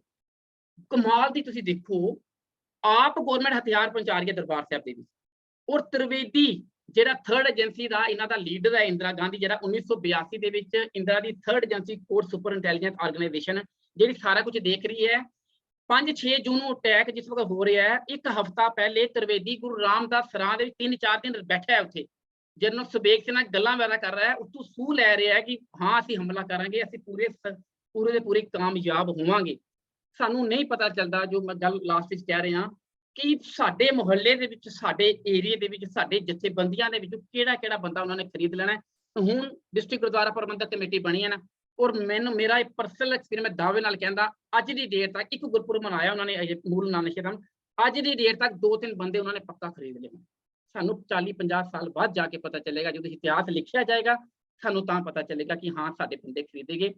ਸੋ ਲੋੜ ਅੱਜ ਇਸ ਗੱਲ ਦੀ ਹੈ ਉਚੇਚੇ ਤੌਰ ਤੇ ਕਿ ਜਿੱਥੇ ਵੀ ਦੁਨੀਆ ਦੇ ਕਿਸੇ ਵੀ ਕੋਨੇ 'ਚ ਸਿੱਖ ਬੈਠਾ ਹੈ, ਸਭ ਕੋਲ ਮੇਨ ਗੱਲ ਉਸਦਾ ਚਿੱਤ, ਉਸਦਾ ਧਿਆਨ ਉਹ ਪੰਜਾਬ ਦੇ ਵੱਲ ਹੋਣਾ ਚਾਹੀਦਾ ਹੈ, ਗੁਰੂਆਂ ਦੀ ਧਰਤੀ ਦੇ ਵੱਲ। ਜਿੱਥੇ ਮਰਜ਼ੀ ਸਿੱਖ ਬੈਠਾ ਉਹ ਬਸ ਇਹ ਦੇਖੇ ਕਿ ਮੈਂ ਪੰਜਾਬ ਨੂੰ ਕਿਸ ਤਰੀਕੇ ਦੇ ਨਾਲ ਮੁੜ ਸੁਰਜੀਤ ਕਰਨਾ, ਕਿਸ ਤਰੀਕੇ ਦੇ ਨਾਲ। ਅਗਰ ਕੋਈ ਪੈਸੇ ਵਾਲਾ ਹੈ ਉਹ ਪੈਸਾ ਲਗਾਵੇ, ਆਪਣੇ ਗਰੀਬ ਬੱਚਿਆਂ ਨੂੰ ਪੰਜਾਬ ਦੇ ਵਿੱਚ ਸਕੂਲ ਪੈਦਾ ਕਰੇ, ਨਰਸਰੀਆਂ ਬਣਾਏ। ਕੋਈ ਵਿਦਵਾਨ ਹੈ, ਕੋਈ ਦੋਨੋਂ ਮਿਲ ਜਾਣ, ਵਿਦਵਾਨ ਤੇ ਜਿਸ ਵਕਤ ਧਨਵਾਨ ਦੋਨੋਂ ਮਿਲ ਜਾਣ, ਕੋਈ ਇੰਗਲਿਸ਼ ਦਾ ਨਿਊਜ਼ਪੇਪਰ ਇੱਕ ਐਸਾ ਪੇਪਰ ਸ਼ੁਰੂ ਕਰਨ ਜਿਸ ਦੇ ਵਿੱਚ ਰੋਜ਼ਮਰਾ ਦੇ ਜੋ ਸਿੱਖਾਂ ਦੇ ਉੱਪਰ ਅਟੈਕ ਹੋ ਰਹੇ ਨੇ, ਜੋ ਸਾਡਾ ਕਮਾਲ ਦਾ ਵਿਰਸਾ ਜਿਹੜਾ ਹੈ ਉਹਦੇ ਉੱਪਰ ਜਿਹੜੀ ਹੈ ਉਹ ਰੋਸ਼ਨੀ ਪਾਈ ਜਾਏ। तो सतगुर पातशाह रहमत करन। एक कविता जिहदे विच जो मैं विषय छोड़िया है अपने समय नूं मुख रख के, मैनूं लगदा है उस उन्हां सतरां दे विच सारा दा सारा विषय अपने आप दे विच कंपाइल हो जाएगा। वो कविता कह के मैं आप तो समा दा जाचक होवांगा। वो कविता विच एक कविकार लिखदा है कि